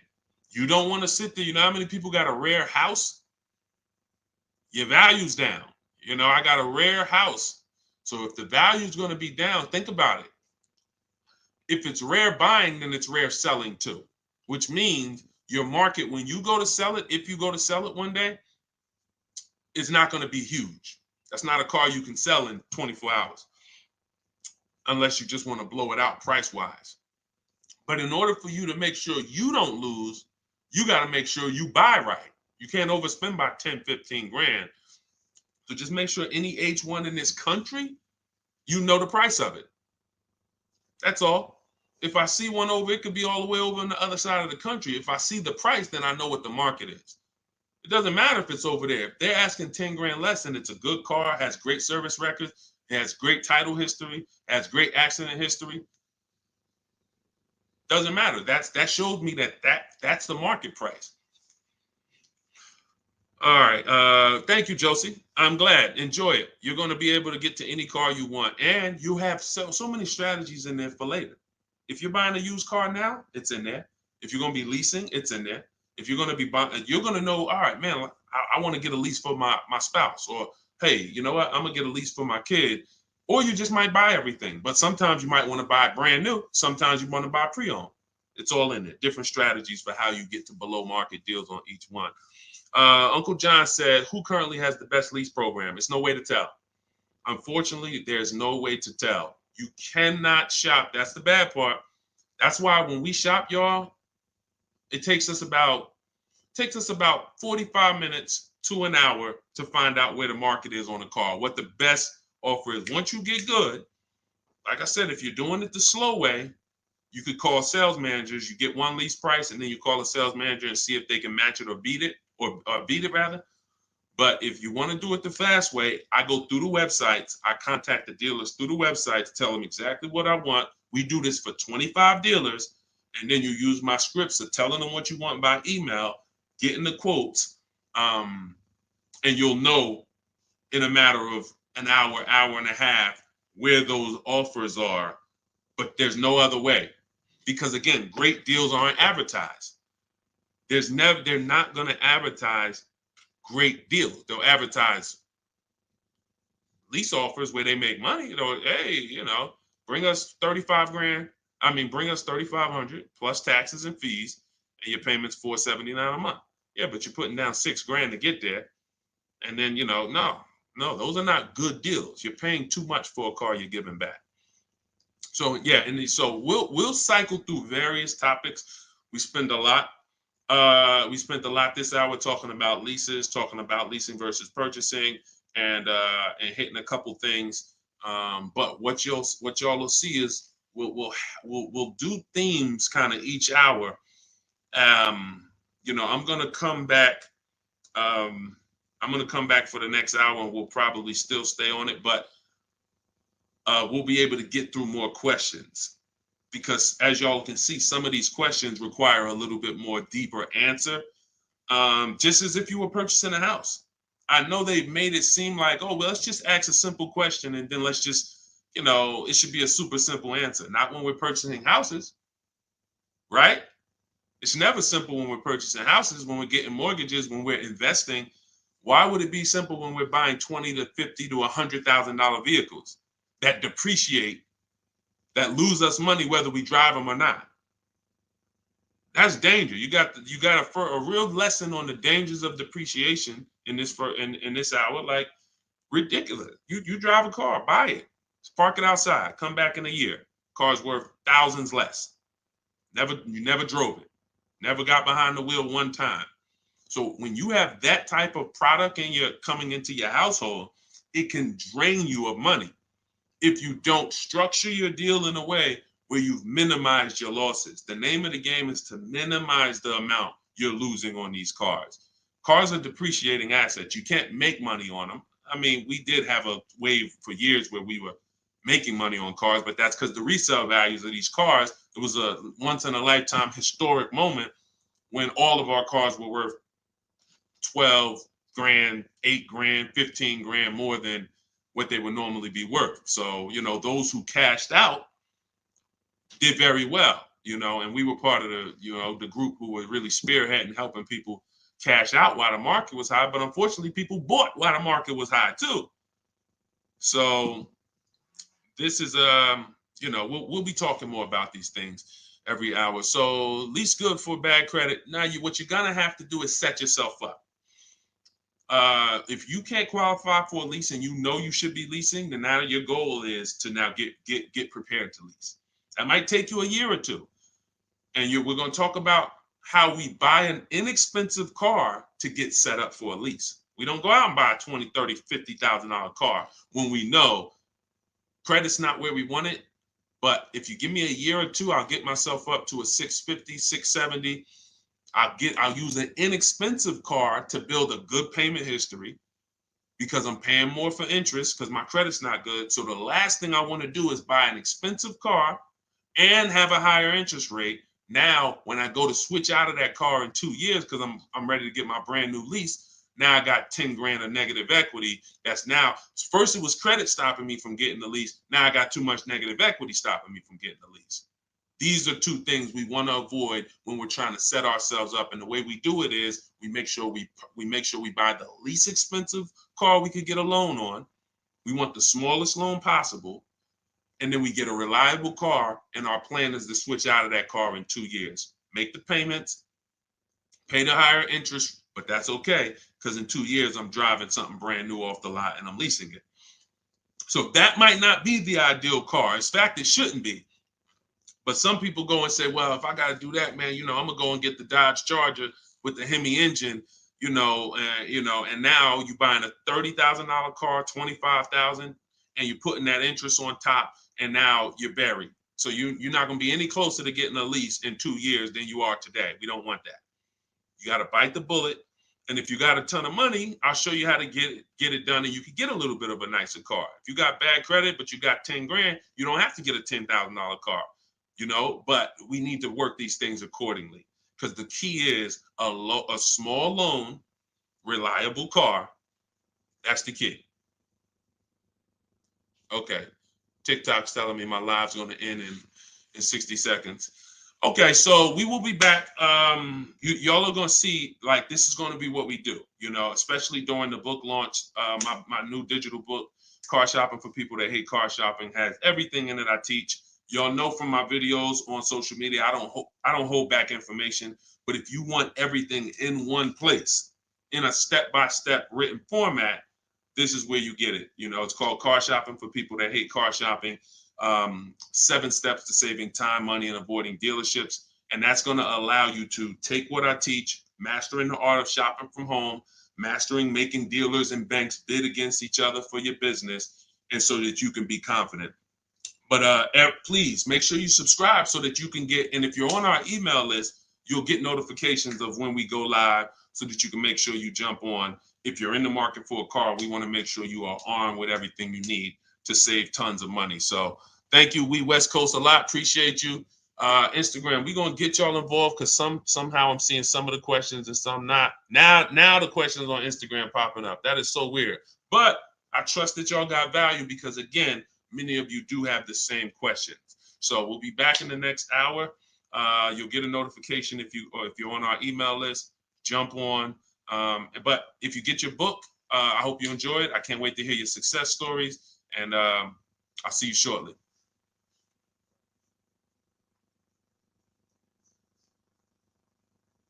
Oh, and if you need the book, it's in my TikTok bio. Some people are saying, where do I get the book?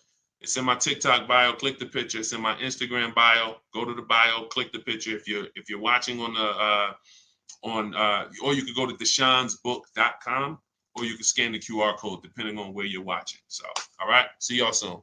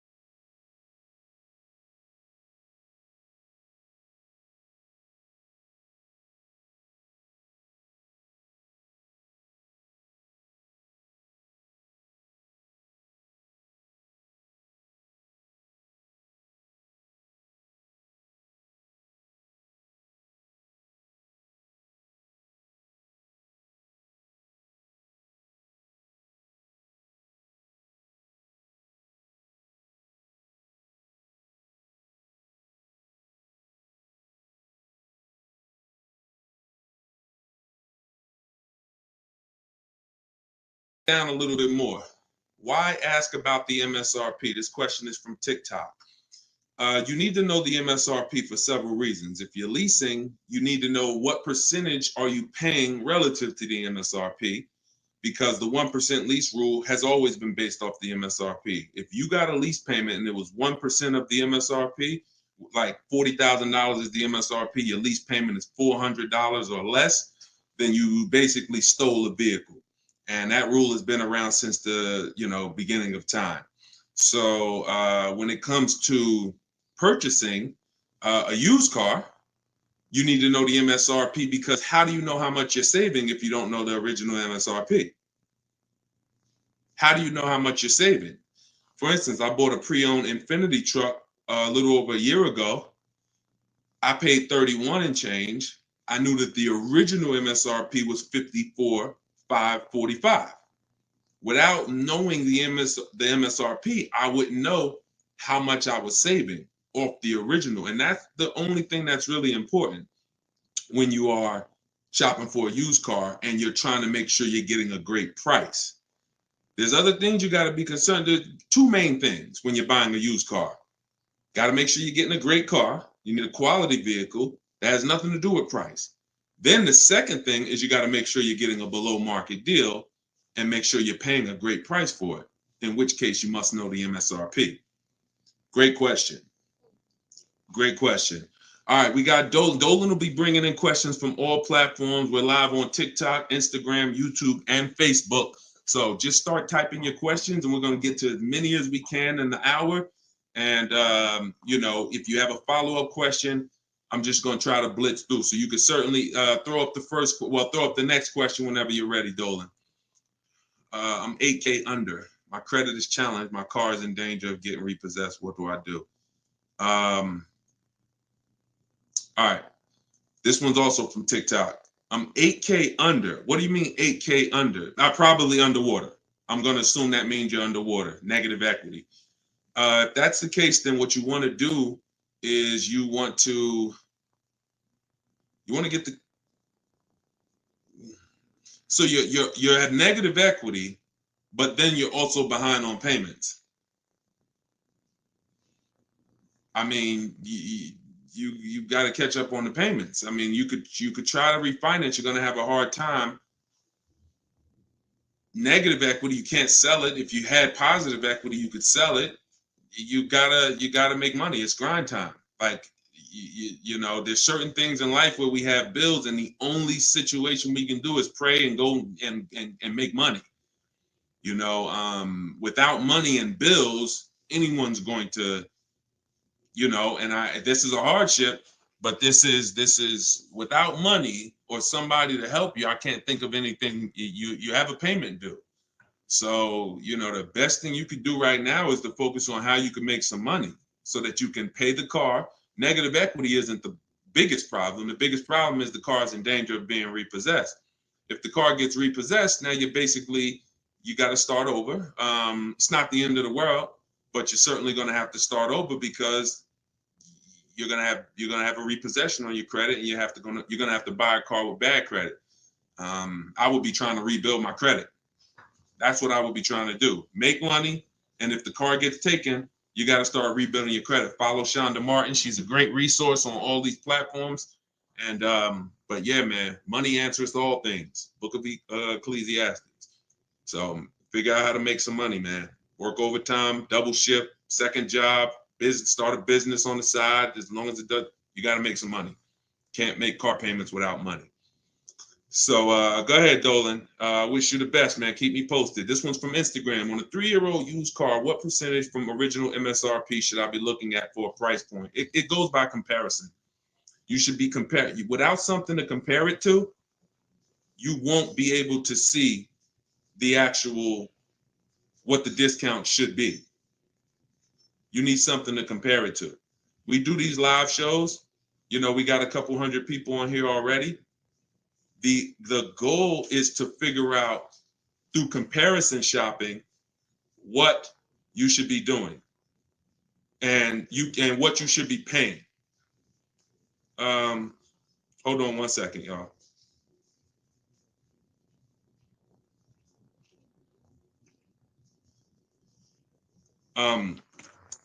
Yeah, so that's the goal. You don't know what a fair price is, what a great discount is, until you are not, until you have other offers to compare it to. That's the problem. Go ahead, Dolan, shoot the next question up. Like, I didn't know that 42% off my Infinity that I got was a great discount until I compared it to the others. I narrowed it down to 4 choices, and then 3 of them were not as big of a discount. And, one of them was, most of them were in the 30s. This particular one was a 42% discount off the original MSRP. Go ahead, Dolan. Oh, this one's TikTok. How do I get the lease rate down? You always, listen, the only way you're going to get a great lease deal is by comparison offers. You got to get at least 5 offers because 80% of dealers are overpriced. And the only way you're going to see that is by looking at other offers. See, most of the questions y'all are going to find out have to do with you shopping for cars the way you shop for other things in life. You shop for everything else. When we get great deals, it's comparisons. Everything we do is a comparison. Now, the only way you have price assurance is through comparison. and knowing if somebody tells you, we guarantee no one will beat our price, or hey, Walmart says you could buy this item and if you find it at a lower price, you know, we'll match it or we'll beat it. See, that's price assurance. That's comparison. That gives you peace of mind of knowing I'm not overpaying. And the only way for you to bring that same piece, the reason why we're able to, and for those of you, if this is your first time on a live with us, type 1. If you've never been on a live stream with me, type a 1 in the chat. See how many first time people we got. How many people first time? What y'all are going to see is what I'm teaching you to do is shop for cars the way you shop for everything else. Because the way you shop for cars now, you don't shop for anything else like that. Okay, Ronnie, I see you, Stoner Kid. Okay. I see you, Amelia. Okay, Batman, good to see you. Edgar. Okay, Paul, we got a lot of first-time people on here.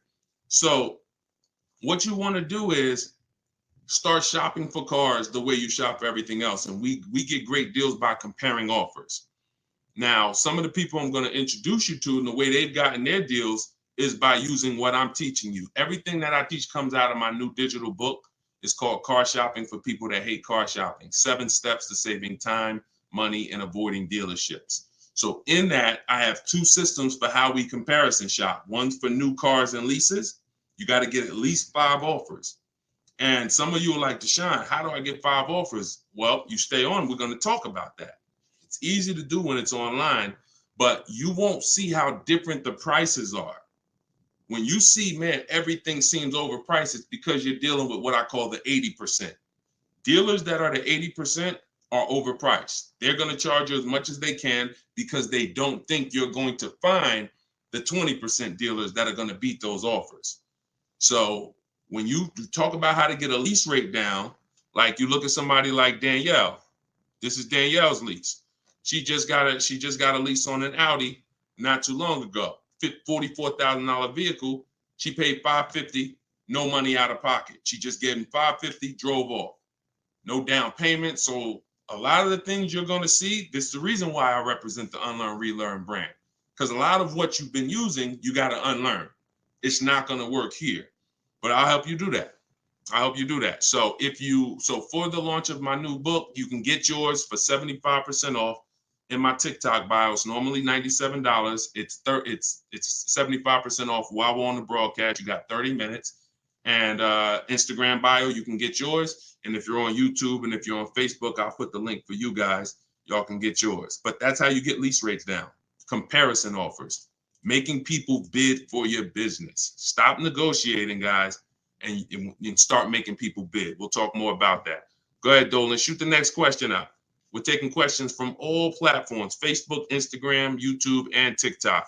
And could everybody who shares invite somebody?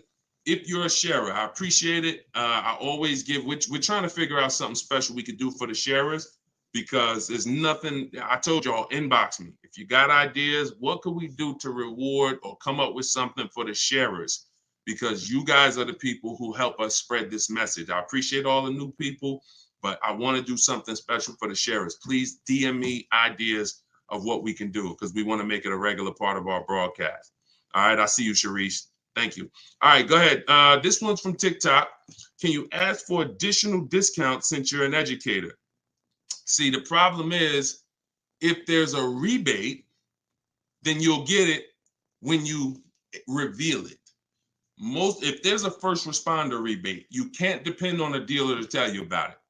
Some of the 80% won't tell you about it. Some of the 80% won't give you the whole thing. If it's a $1,000 rebate, maybe they'll tell you it's $500. We don't trust the 80%. When I was in the dealerships, I saw how the 80% moved. The 20% are the people those are the people you have to find.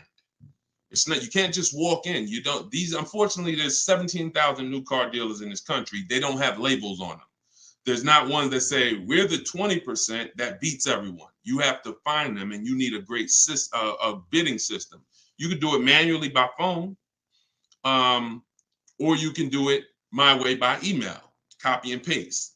So, but you're not going to, it's like people who said, well, I have a GM, I get a special price with Ford.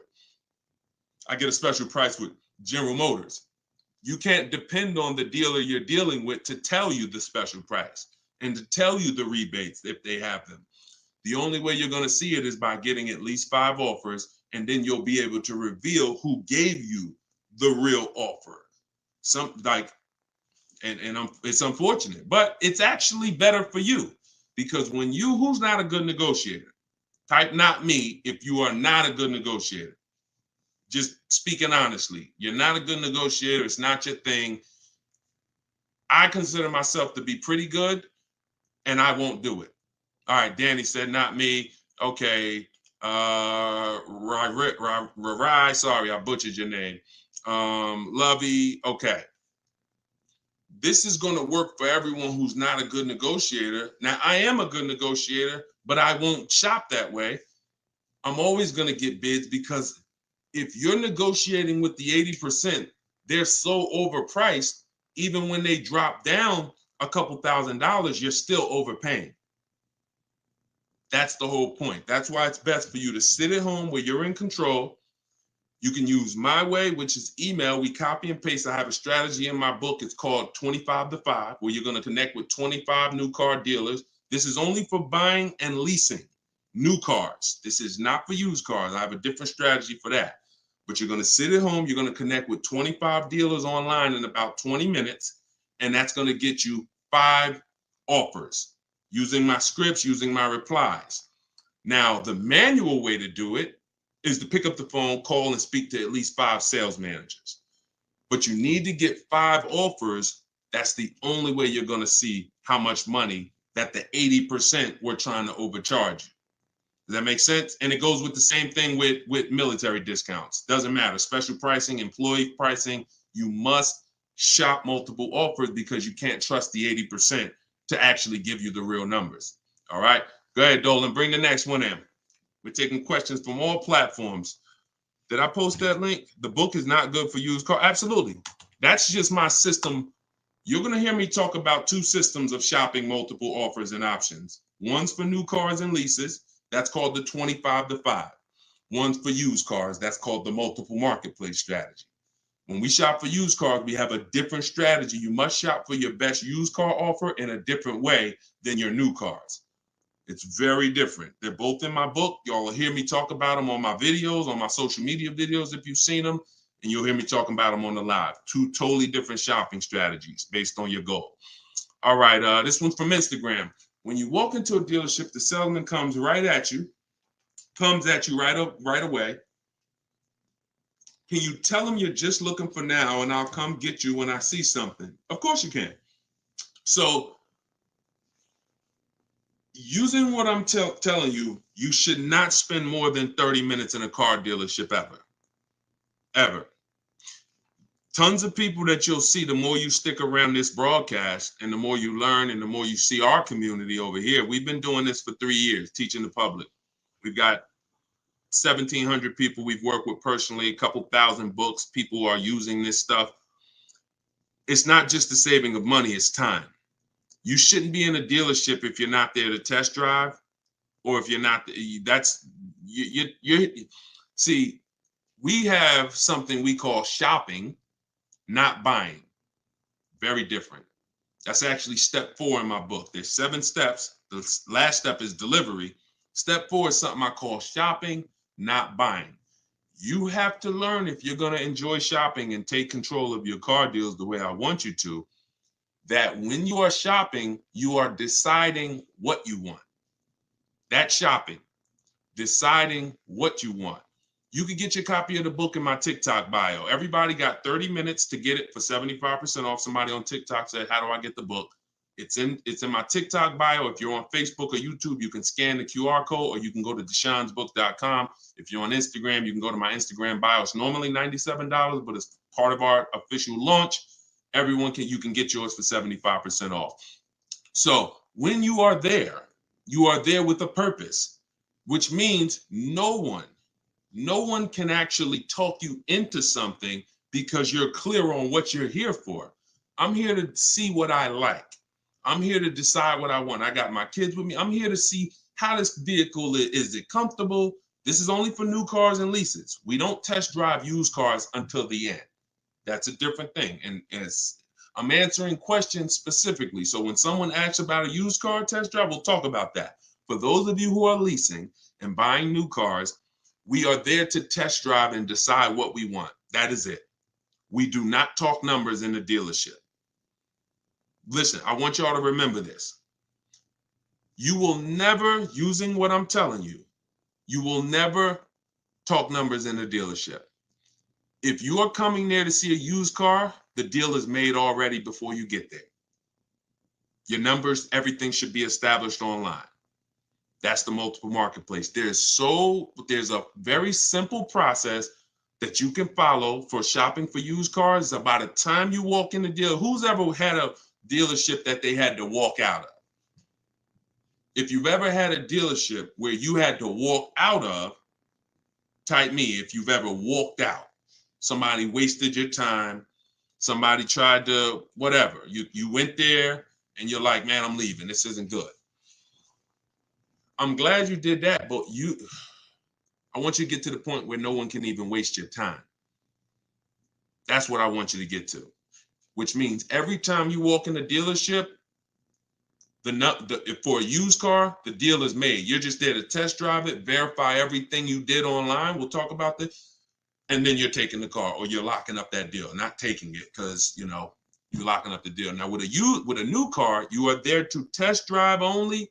I'm deciding what I want, and here's what, look, you got to be able to ignore this. Let this stuff go. Hey, can I talk to you? Hey, let me just show you these numbers. Hey, we got some real good deals this month.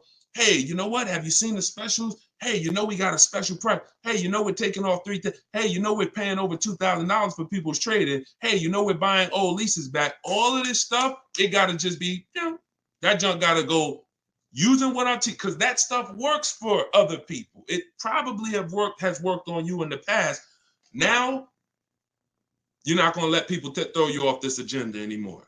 You are literally there to shop, decide what you want, and when you take your card, take the salesperson's card. When you come home, if you like that vehicle, we will be purchasing it and getting multiple offers from home, never in the dealership. Everybody clear? If you're clear on that so far, type clear. Everybody clear on that? Clear? All right, I see you, Dave. Yep, I see you, Danny. All right, go ahead. This one's from Facebook. Carla said, my granddaughter purchased her first car in November 2023. She wanted to lease, but was told she was too young. She's 20. How can she transition from a current car note to a lease car when she turns 21 next year? Great question. Who has a car that they're thinking of replacing? You have a car now. You're thinking about replacing that car. Could be a lease, and you have to replace it. Could be a car you own. Could be a car you're financing. So the first step in my book, it's called 7 Steps to Saving Time, Money, and Avoiding Dealerships.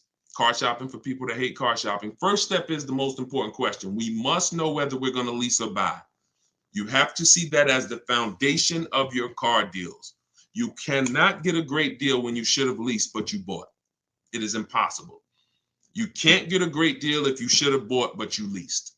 So that's the most important question. That's step 1. How many years are we keeping the car? Now, after that, here's what you do. You guys who have a car you have to replace, including this young lady, Carla, she asked, you must do an equity assessment. This is step 2. Equity assessment is going to tell you, can you get out of your car clean? Can you get out of your car break even? Can you get out of your car and there's equity there, which means you can put that equity in your pocket or into the next transaction? Or do you have negative equity if you have a loan? So the equity assessment is going to tell you. Now, here's how you do it. You're going to call your bank. If you have a paid off car, you do not need to do this step. You can skip this step. If you have a loan or a lease, you're going to call your bank. You're going to ask for the payoff. I see y'all running the likes up on TikTok too. I appreciate it. Can y'all keep tapping the screen? I appreciate y'all running those likes up. When you call, you're going to ask them for the payoff. The payoff is the amount you owe. Do not look at your contract. Do not look at anything. Call the bank or call the leasing company and say, what is my payoff? Now, if you're leasing, you're going to ask an additional question. Do I have a third-party restriction? Once you have those answers, you end the call. You are then going to go on to the websites that I'm about to mention. You're going to get 6 bids, 6 offers. My 2 favorite words when buying anything. And if you like to save money, these will become your 2 favorite words. Multiple offers. Multiple offers. I love those words. That's how you buy everything else. Multiple offers, multiple options. That's how we save the big money. So you're going to go to CarMax.com. This will take you about 20 minutes to do an equity assessment. You're going to go to Driveway.com. You're going to go to AutoNation, Sell My Car. Carvana, Kelly's Blue Book, Instant Cash Offer. And Car Guru, Sell My Car. As more people buy cars, we'll keep adding them to our list. Those people are in my book. That's who we get our equity assessment from, because here's what your car is worth, what people are willing to offer you cash for. What's the one word? Some of you have been, hold on, don't bring in the next question until I give you the road, because some of these I got to go a little deep on, Dolan. But you could queue them up. Just get them ready so that, you know, when I call them out, you got them ready. I know you're stacking them. When you look at, you know, getting 6 offers, what's the one word that we don't use anymore? Let's see if anybody was on here. Maybe you were on here for the last couple broadcasts, or a lot of you are new, so you may not know. What's the one word? Good to see you start back up. What's the word that we're not using anymore? And for the new people, you're about to learn. We don't use, let me see if anybody got it. I give it about 3-4 seconds. Okay, everybody's about to learn this for the first time. We don't use the word trade. You don't get maximum money trading anything. I know you've been taught that because dealers have actually taught you to give them multiple transactions in one. You buy your car from them, that's one transaction. You sell your car to them, that's another transaction. And if you get your loan from them, that's a third transaction. All of these are separate transactions. And how big is the money in them? I'll break it down to you like this. You can actually there are companies that only want to lend you money. They don't sell cars. That's how much money is in loans. There's companies and people who just want to buy your car. They don't want to sell your car. That's how much money is in buying cars. So somebody just said trading is convenient, though. If you want to conveniently lose $2,000 or $3,000 because you want to save 30 minutes, then be my guest. I'm talking to the people who are like, Deshone, that's not my thing. And I'm not talking about a private party sale. We're not talking about listing the car on Facebook. We're talking about going to people. All those companies I just named, they literally have a short inspection process and they cut you a check. I sold my lease to CarMax. They won the bid 2 years ago. I walked out with a check. I was there for 45 minutes. Then I brought my parents down because they won the bid for their Mazda. They taught you that, oh, anything else besides what we're telling you to do is going to be hard. You know, like, oh, you might as well just give us all the business because, you know, anything else is going to be just hard. Meanwhile, what you're putting yourself through is hard. So that's how you do the equity assessment. Now, if you do have a lease, when you go on those websites, there's a question there. It's going to say, is the car owned, financed, or leased? You want to put owned because you just want the true value. And when you put lease, it triggers something on their websites. Don't worry about that. If you don't have a third-party restriction, you can sell direct to anyone. If you have a third-party restriction, you're going to take those offers, and then we're going to call used car managers because the third-party restriction does not say you can't sell. It says you must sell to a brand of the same dealer, a dealer of the same brand. So if you have a Nissan, you must sell to a Nissan dealer. Here's what that doesn't mean. Go walk into one Nissan dealer. We get bids, we speak to at least 3 to 5 used car managers, we get bids.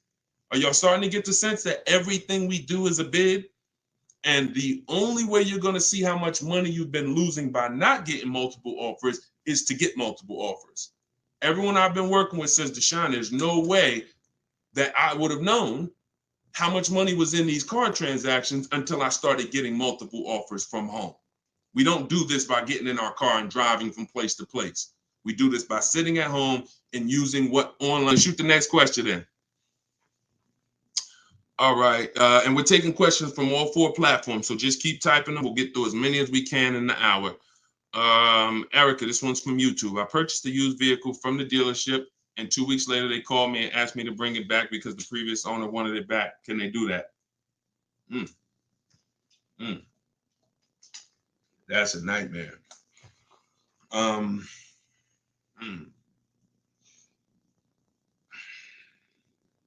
Y'all hear that question? Erica purchased a used vehicle. 2 weeks later, they called, asked to bring the car back because the previous owner wanted it back. So it's less about your transaction, and it's more about if the transaction with the original owner was legally closed. If they left the transaction open, now if I'm you, do you have your paperwork? You have all your loan? And here's the most important thing. Has the loan been funded? Is there a new loan attached to that vehicle under your name? Are they in the process of registering that vehicle under your name? Now, here's where you could be dealing with the crap that the 80% of dealers who are scumbags. This is what they do sometimes. They'll take a car from a customer. They're waiting for the title. They technically don't have the legal right. They have the legal right to sell the car, but there's a loophole there probably because they haven't gotten the title from the owner. And if the owner comes in and says, you know what, I changed my mind, and the owner's holding the title. But what I would do if I'm you, somebody got to call me. I want to look at your paperwork. If you have a loan, Erica, whatever bank you're going through, I would call them, and I would call if the bank knows you and they've established an account number for you, and they're like, yes, Miss Maxwell, we know you, then I'm holding on to the car until somebody comes and pries it from my hands because I have a legal right to this car. There's a loan under my name. You have my money. You have started this process. If none of that's in place, then, and it sounds like, it sounds like you dealt with a scumbag dealership, but that's what I would do. I'm not just giving up the car because you said, oh, the owner wants it back. The old owner wants it. That's not my problem. You made a deal with me. I have paperwork that is binding. And, you work that out with the owner because that happens sometimes. Dealers do some crappy stuff, or dealers don't cross their T's, dot their I's, and then and then the owner comes in, the original owner who traded the car. That ain't got nothing to do with who you sold that car to.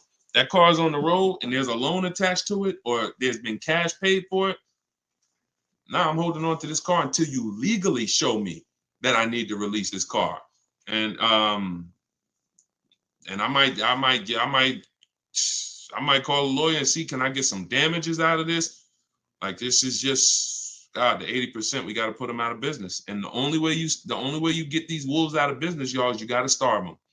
I'm telling you, the more people that shop online, when you learn how to shop online the right way, people like this won't be able to exist. But because most people are still going in the old way shopping, giving them a chance to do this, keep me posted, Erica. It sounds like it's a terrible situation, but please keep me posted on that. Go ahead, shoot the next one in, Dolan. This one's from TikTok. What's the best practice for buying a car after bankruptcy? If the bankruptcy's been discharged, start rebuilding your credit. I've seen people who went through a bankruptcy. Once it was discharged, they started building credit immediately, and they were up to a 700 score in a year. So, it's the key is not to come out of bankruptcy and start buying stuff. The key is come out of bankruptcy and start rebuilding your credit, because if you can do it relatively quickly. Everyone should be following Shonda Martin. Some of you may know her. She's all over all these platforms. She does what I do, but she does it for credit. She'll do lives. The girl is brilliant, and I tell everybody about her. But that's the whole thing. You should be rebuilding your credit. You can do it quick. Get yourself up to a high 600-700 score, and then go and get a car. That's what I do. Go ahead, Dolan. Shoot the next one in. It's another one from TikTok. How do you feel about buying a car with a credit card? I don't. Credit cards are 20-something% interest. I don't carry a balance on my credit cards. Shonda doesn't recommend carrying a balance on her credit cards because the interest is exorbitant, and we would never buy a car with a credit card under any circumstances. Instagram. How do I keep my credit score from taking a hit each time I shop for a vehicle? Okay, good question. Let's go into detail on something I call the bank bidding war. Okay, this is something that I'm sure, unless you guys have been on here before, you've probably never heard. So you heard me say everything is a bid, right? So the same way we make dealers bid for who wins our business, who's going to sell us a car, same way we make the companies bid on who's going to buy our car, this is the same way we make banks and credit unions bid. 1 point on an interest rate on a $30,000 loan could be $1,000. So we're looking, so we take interest, we take shopping for car loans as serious as we take getting bids for the new car. There's thousands of dollars in loans. Remember what I said about 15 minutes ago? There's people who just want to give you a loan. That should tell you there's a lot of money in loans. They don't sell cars. So if there's a lot of money in loans, you're going to see this isn't about relationships. You're either going to be a relationship person or a money person. If you want to be a relationship person, type R. That's going to cost you money in what I'm telling you. If you want to be a money person, if you want to save all the money that you should be saving, type M. That's going to come at an expense of relationships because your bank is not your friend. They're in the business of making money. All right, I see you, Jennifer. I see, all right, a lot of people typing M's. Listen, if you used to go to dinner with your car salesman, invite them to the barbecues, that's going to change when you start getting bids. Unless he just wants to compete. If he's willing to compete, then it won't change. But going back to what Cindy's asking, how do I keep my credit score from taking a hit? So there's a way you do this bank bidding war. There's 3 rounds to it. 3 rounds to it. The first thing we're going to do is check to see are there any special interest rates for the car we're shopping for. Because if the bank is offering you 0%, 0.99%, this will only come from the company that makes the car. This won't come from a bank or a credit union. When you see 0%, 0.99%, it's like a finance rebate. It's like they're incentivizing you to finance, giving you very cheap or free money to use. No bank can compete with that. So the first thing you're doing, whether you're shopping for a new car, used car, is checking there. That's round 1 of the bank bidding war. Because if you do see that, there's no other reason to let anyone run your credit. That's what I'm getting. I'm going to get the 0%. I'm going to get the 1.99. Now, if that doesn't exist, now what we're doing is we're shopping for our car and we're going to lock up our car, get our offers. No one needs your credit. When you're getting offers the right way, no one needs your credit to give you an offer. That's a lie. Deshone, they told me they did. They lied to you. What I tell you about the 80%? The 80% lie. Straight face. Look you in the eye. So we're going to get our offers. Once we find the best offer in the market, we reserve the car. We take that buyer's order. We come home. And now we're going to let tons of people run our credit. Isn't that going to make it go down? Here's how the bank bidding war works, and you can Google this. The credit bureaus allow you to have multiple people run your credit within a finite period of time. Experian has an article on this. They say between 14 and 45 days. If you're letting all these people run your credit within this period of time, what it looks like to the credit bureaus is you're rate shopping. You're rate shopping. They're not going to penalize you for rate shopping. They will penalize you from going to dealer, letting this dealer run your credit, letting this, oh, I'm trying to buy this Chevrolet. Oh, run my credit. And then here I'm at a Nissan dealer. Okay, I'll take the Nissan Altima, letting them run your credit. You'll be penalized for that. That is not what I'm telling you to do. I'm telling you don't do that. So when you get your car, you're bringing that home and you're going to call your bank. You're going to now call your credit union or go on their online portals, and you're going to go to every online lender. I have some listed in my book, Lightstream, Community Credit Union, and you're going to let all these people make offers for you. Because who's seen a case? This is another reason this works so well. Who's tried to reach out to their bank or their credit union to get a rate, and they say you have to have a car first? Who's had that happen? You're trying to get a rate, and they say, well, we can't give you a rate. We need you to give us the details of the car first. So now you're trying to make up what you think you're looking for. Yeah, I'm looking for. No, it's because it's not designed to work that way. It's designed to work where you get your paperwork, get your buyer's order, has all the numbers on there, has the year, the make, the model, what you're paying, how much you need to borrow, and then you're calling your banks and credit unions. This is round 2 of the bank bidding war. So you're going to let all those people go and compete. Now, whoever wins that round, you're going to call the dealer the next day and you're going to say, hey, I got 6.29 from my credit union. But if you guys can beat it, then I'll do the deal with you. This makes the whole price. See, everything I'm telling you to do, if you follow what I'm telling you, the process is easy. You never got to lie. All of those people who taught you how to buy cars and you got to lie, don't tell them you got to trade, don't tell them this, you'll never hear me teach you. You don't have to lie. And the dealers will enjoy working with you, the 20%, because you're now giving them an opportunity. And it's very different, y'all. When you got a car, when you have a finance manager who's trying to beat the rate you got, here's the difference. And we'll get ready to queue up the next question, Dolan, not yet. Here's the difference. When you don't have a finance manager trying to bid and beat what you have, they're going to their banks and they're asking the salesperson, what's the most you think they'll pay? What's the highest rate you think they'll pay? All right, quote them at this, and then let's see if we can negotiate on the rate. That's what it is when you don't have an offer. But when you give them that, when you found your car, locked it up, and then you call the salesman or you call the finance manager and say, hey, I got 6.29 if you can beat it. Now here's what they're doing. They're reaching out to all their 10, 15 banks and saying, let me see if I can beat this rate. Very different. And only one or two things are going to happen. They're either going to call you and say, hey, look, I tried my hardest. I can't beat the rate.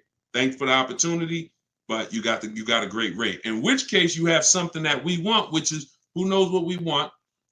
When it starts with a P, this is when we guarantee we paid the best price for everything. Who remembers? Well, I can't say who remembers because we get new people on this broadcast every day. I swear. All right. Price assurance. So when y'all hear me say price assurance, what that means is you don't drive off anymore hoping you got a good price. Talking to your spouse, hey, you think we could have did better? You think this interest rate was too high? Could we have got a better interest rate? No. Price assurance means you guarantee you couldn't have paid a lower price for the car. Nobody could have paid because you got bids. Nobody could have gave me a lower interest rate because I got bids. Nobody could have gave me more for my old car because I got bids. That's the only way we get price assurance. And all of this is done while you sit at home. So this is in my book, Car Shopping for People That Hate Car Shopping, 7 Steps to Saving Time, Money, and Avoiding Dealerships. If you want everything I teach in one spot, it's there. You can get your copy for 75% off. It's normally $97. And you can go to my TikTok bio. It'll be in your inbox in literally 5 minutes. The reason it's a digital book too is because things change. Vroom just went out of business a couple months ago. They used to be one of the people who competed for our business. If you guys had, your book and you had bought it and then it was a print book, because some people say, Deshone, is it in print? This is the reason, one of the reasons why it's not. If Vroom is in that print book, what happens? Now I got to jump on live and say, hey guys, volume 2 of my book is out because things have changed. Get your volume 2. I don't want to do that. You get this one time, and then I update it when Vroom went out of business. I updated the master file. Everybody who opened their book, no matter what, it was relevant. And that's one of the biggest reasons why it's a digital book. So you can grab your copy for 75% off, but you got 30 minutes. Once the timer is 0, it goes back up to 97. In my Instagram bio, in my TikTok bio, or you guys can, I'll put the link right here for you guys on YouTube and Facebook. You can go to deshonesbook.com. Oh, wait, I put the wrong one. I put it in my bio here. All right, Dolan, you can queue up the next question. Keep typing your questions, y'all. We got some more time. We're going to try to get through as many as possible. And we're pulling them from all platforms. We're on Instagram, we're on TikTok, we're on Facebook, and we're on YouTube. So we're pulling questions from all platforms. This one's from TikTok. Can you use the equity in your lease towards the purchase of a used vehicle? Most certainly, Eddie, the equity is yours.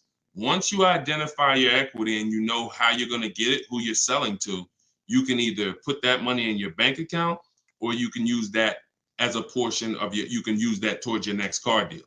That's your money. Your money. Go ahead, next one. This is another one from TikTok. I need a bit of advice. My son totaled his car. It was a loan Honda. Should I lease or buy this time around? I'm looking into maybe lease an electric vehicle, but I never have leased a vehicle. Okay, it's a very good question. Should I lease or buy? Let me show you. Some of you, let me show you this. Let me ask a very important question. In my book, this is called Step One. Whenever you hear me say the most important question, this is what I mean. It's the first thing you do. When you want to buy a car, when you like, hey, I'm thinking about a car, this is the first question you ask yourself, and it's the most important question. How many years are you keeping the next car? Come on in, and everybody type your comments. Keep that question up, Dolan. Everyone who's car shopping and who will be soon, how many years are you keeping the next car? Lula, if you just jumped on, I don't come to dealerships because we shop online. So there's no way for me to come to a dealership with you. If you stick around, you'll learn how we shop. There's no reason for you to need somebody with you when you're in your house making car deals. Everybody answer. Everyone who shop, I want you to actually think about this. How many years are you keeping the next car? We're answering that question, Rob. Just tap into the broadcast and what I'm answering before you, because we're literally answering the question someone just asked, should you lease or buy? And the more you stay on the broadcast, because many of you are in the same situation, the more you're going to see someone's going to ask the same question as you. So just listen, and then, most times your question's going to be answered. All right. If it's electric, 3 years. Buying all cash.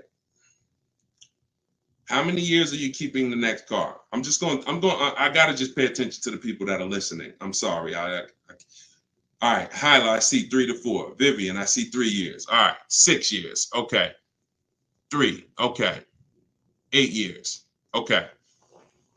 So the first question you're asking yourself, should I lease or buy?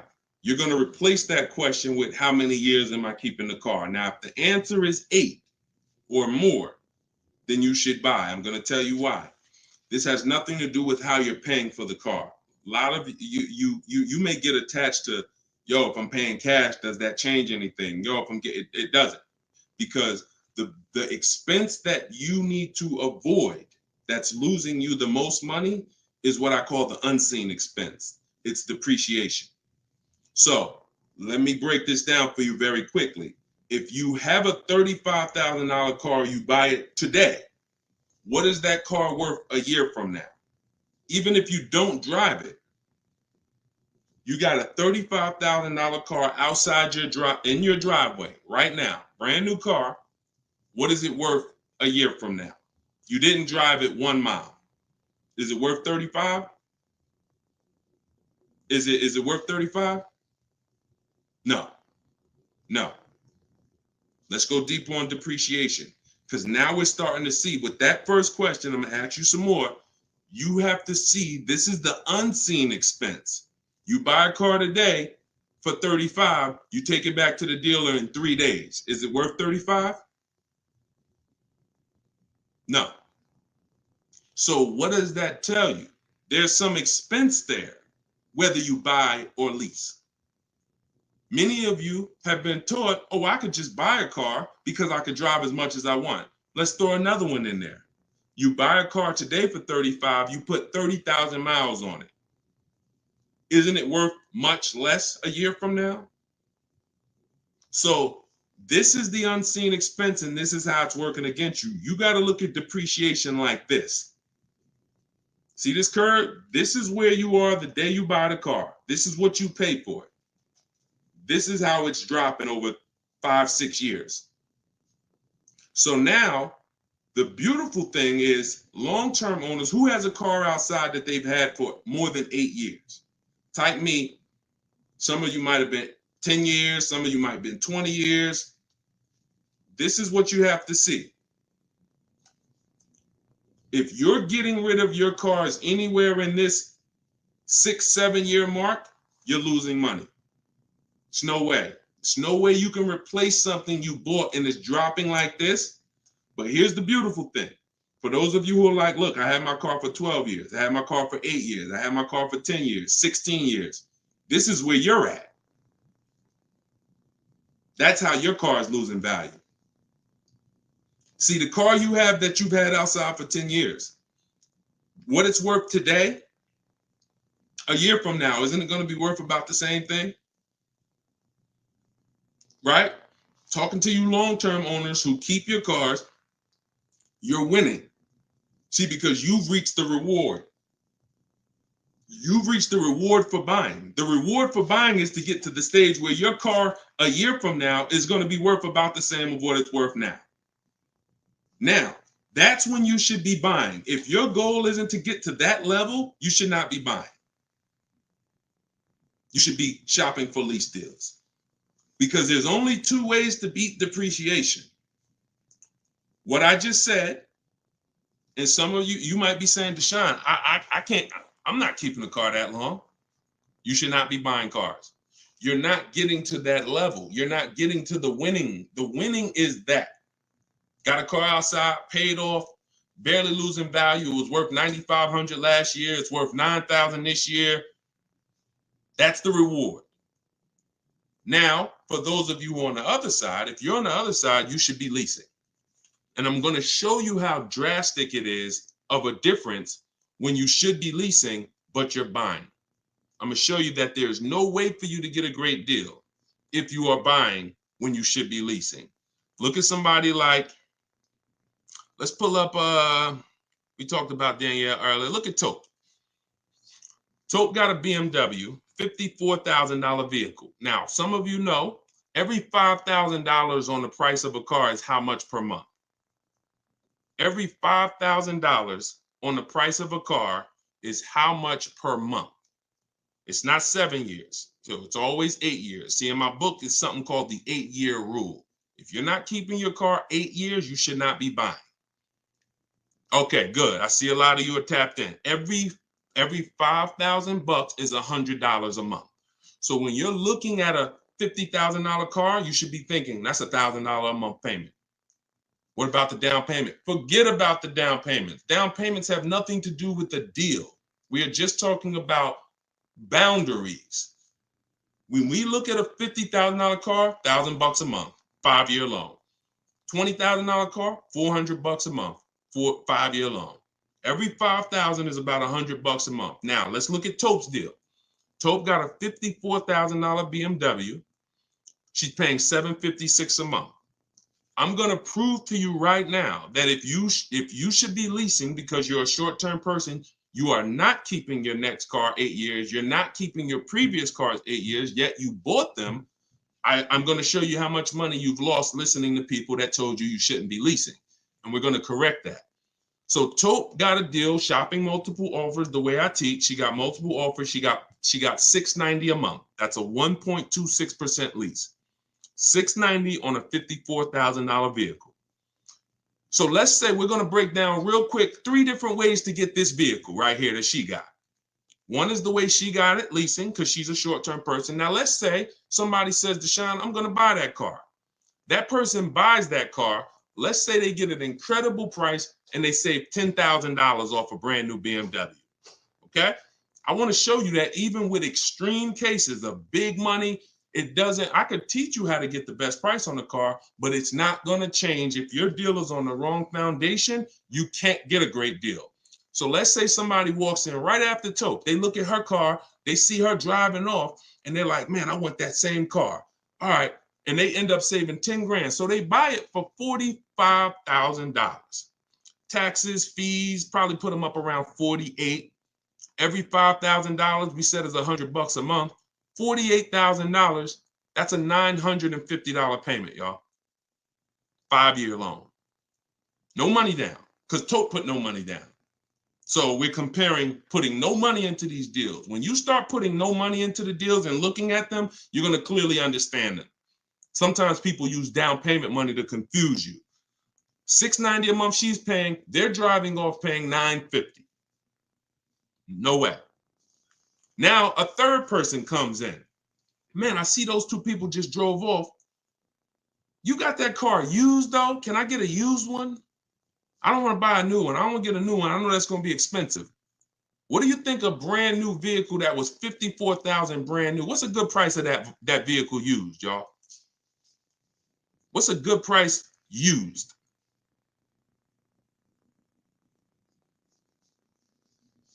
I want to hear it. Somebody throw something out. 40? Okay. 40? I'm going to take the lowest number. This is how it's going to, I mean, it's not going to be 30, okay? A $54,000 vehicle, you're not, let's take 21. Okay. No, all right. I can't, we gotta use like real answers. So you're not getting a $54,000 vehicle. Oh, maybe I should preface 3 years old, right? Let's say 35. Let's say 35, right? That's pretty conservative. 54,000 new. They find one for a great price. It's a used car. They get it for 35. Every $5,000, $100 a month. What's the car payment? 700. 700.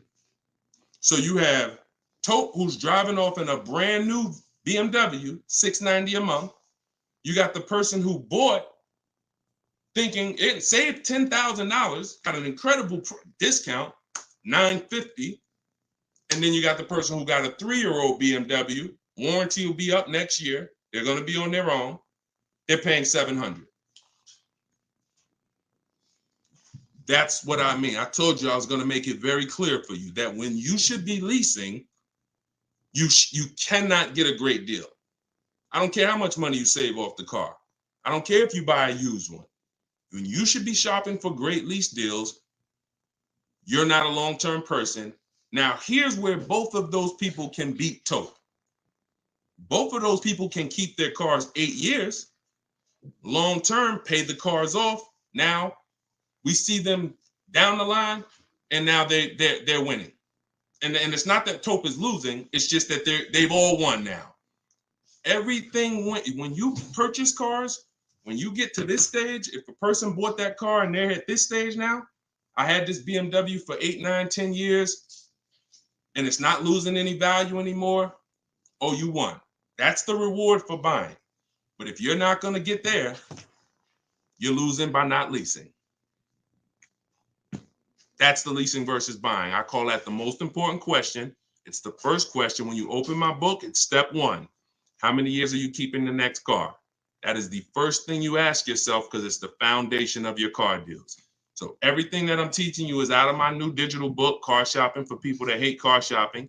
7 steps to saving time, money, and avoiding dealerships. Step 1 is the most important question. Step 7 is delivery. So by the time you get to step 7, you're either having your car delivered or you're picking it up. This is not a book you read and then you go take a test on it. This is an action guide that gets you closer and closer to your vehicle. And when you get to step 7, you're taking delivery. So you can get it for 75% off. Get your copy. Get your 75% off in my TikTok bio, in my Instagram bio. It'll be in your inbox in literally 5 minutes. If you're on YouTube or Facebook, you can scan the QR code or you can go to deshonesbook.com. All right. I love talking about this. Go ahead, Dolan. We probably got time for 2 more. Bring in 2 more, Dolan. Bring in the next one. And then we'll wrap. Yep. I drive too much to lease. See, hold on. Before you say that, you got to be very careful making statements. And I'm going to be honest with you, y'all. I will put what I teach and I put my people who learn from me against anybody shopping for cars. Because once you get this and once you get how to shop, you'll be able to do this in 60 minutes. You'll be able to get great car deals in 60 minutes. But in order for you to win, the best thing for you to do is ask questions here, not make statements. All right. This one's from TikTok. Can you use the equity in your lease toward the purchase? Oh, yeah, we got that one already, Dolan. We did that one. Shoot the next one up. This one's from Instagram. How do you compare car prices if the model has different options and packages? Are you talking about new cars or are you talking about used cars? let's just break down them both. How do you compare car prices if the model has different options and packages? The way we compare lease offers, we look at them from percentages. See, prices can change, but percentages don't. If I got a $40,000 vehicle and I'm paying under 400, that's a 1% lease. We call that a steal. If somebody offers me a $42,000 car, if it's 1%, then that's $420. That's why we go by percentages. Same thing with used cars. When we're looking at a used car, I need to know what the original MSRP was. I'm going to get this from the Carfax. I'm going to get this from, there's a site called With Clutch. Carfax has an agreement with a couple manufacturers where they have the window sticker there. So I'm going to get I'm not going to buy a used car, and I would never recommend you buy a used car without knowing the original MSRP, because we want to look at the discount percentage. So example, my Infiniti truck I bought, it was $54,000 brand new. The other three that I was looking at, one was 52, one was 48, one was 46. So when I compared the discount off of the new price, this one had the greatest discount off the new price. Therefore, it was the best offer. And that doesn't matter that it had more options than everything. It also had a greater discount percentage-wise. That's how we compare, no matter what prices are being thrown at us. When you learn to look at things percentage, and I have calculators in my book. I have ways that we make offers. I have calculators that I've invented, online calculators where we plug in all our offers and then it spits out the counter offers that we should be making. All of that is in there. Like there's more stuff in the book than I could ever describe on this one live stream. All right, go ahead. Cue up the last one. Pick a good one. TikTok, listen to him. He got me a check for $4K for my lease car. I said pick a good one. You picked a good one. Listen, a lot of people, and I'm glad, congratulations on that. A lot of people didn't even know you could sell leases. If you didn't know you could sell a lease, type a question mark. Be honest. If we're honest here, this is how you're going to win. Because at some point, this person right here who just said I got $4K selling my lease, at some point, they didn't know you could sell a lease. But once they discovered it, they're like, okay, I'm going to tap in. I'm going to follow what he says. And that part of their transaction's 4,000 richer. Forget what they bought. Forget how much they got off the car. Just that part is 4K. So all of you who said I didn't know you could sell a lease, think of how much money you have left on the table returning leases to dealerships without doing an equity assessment. So we must do it.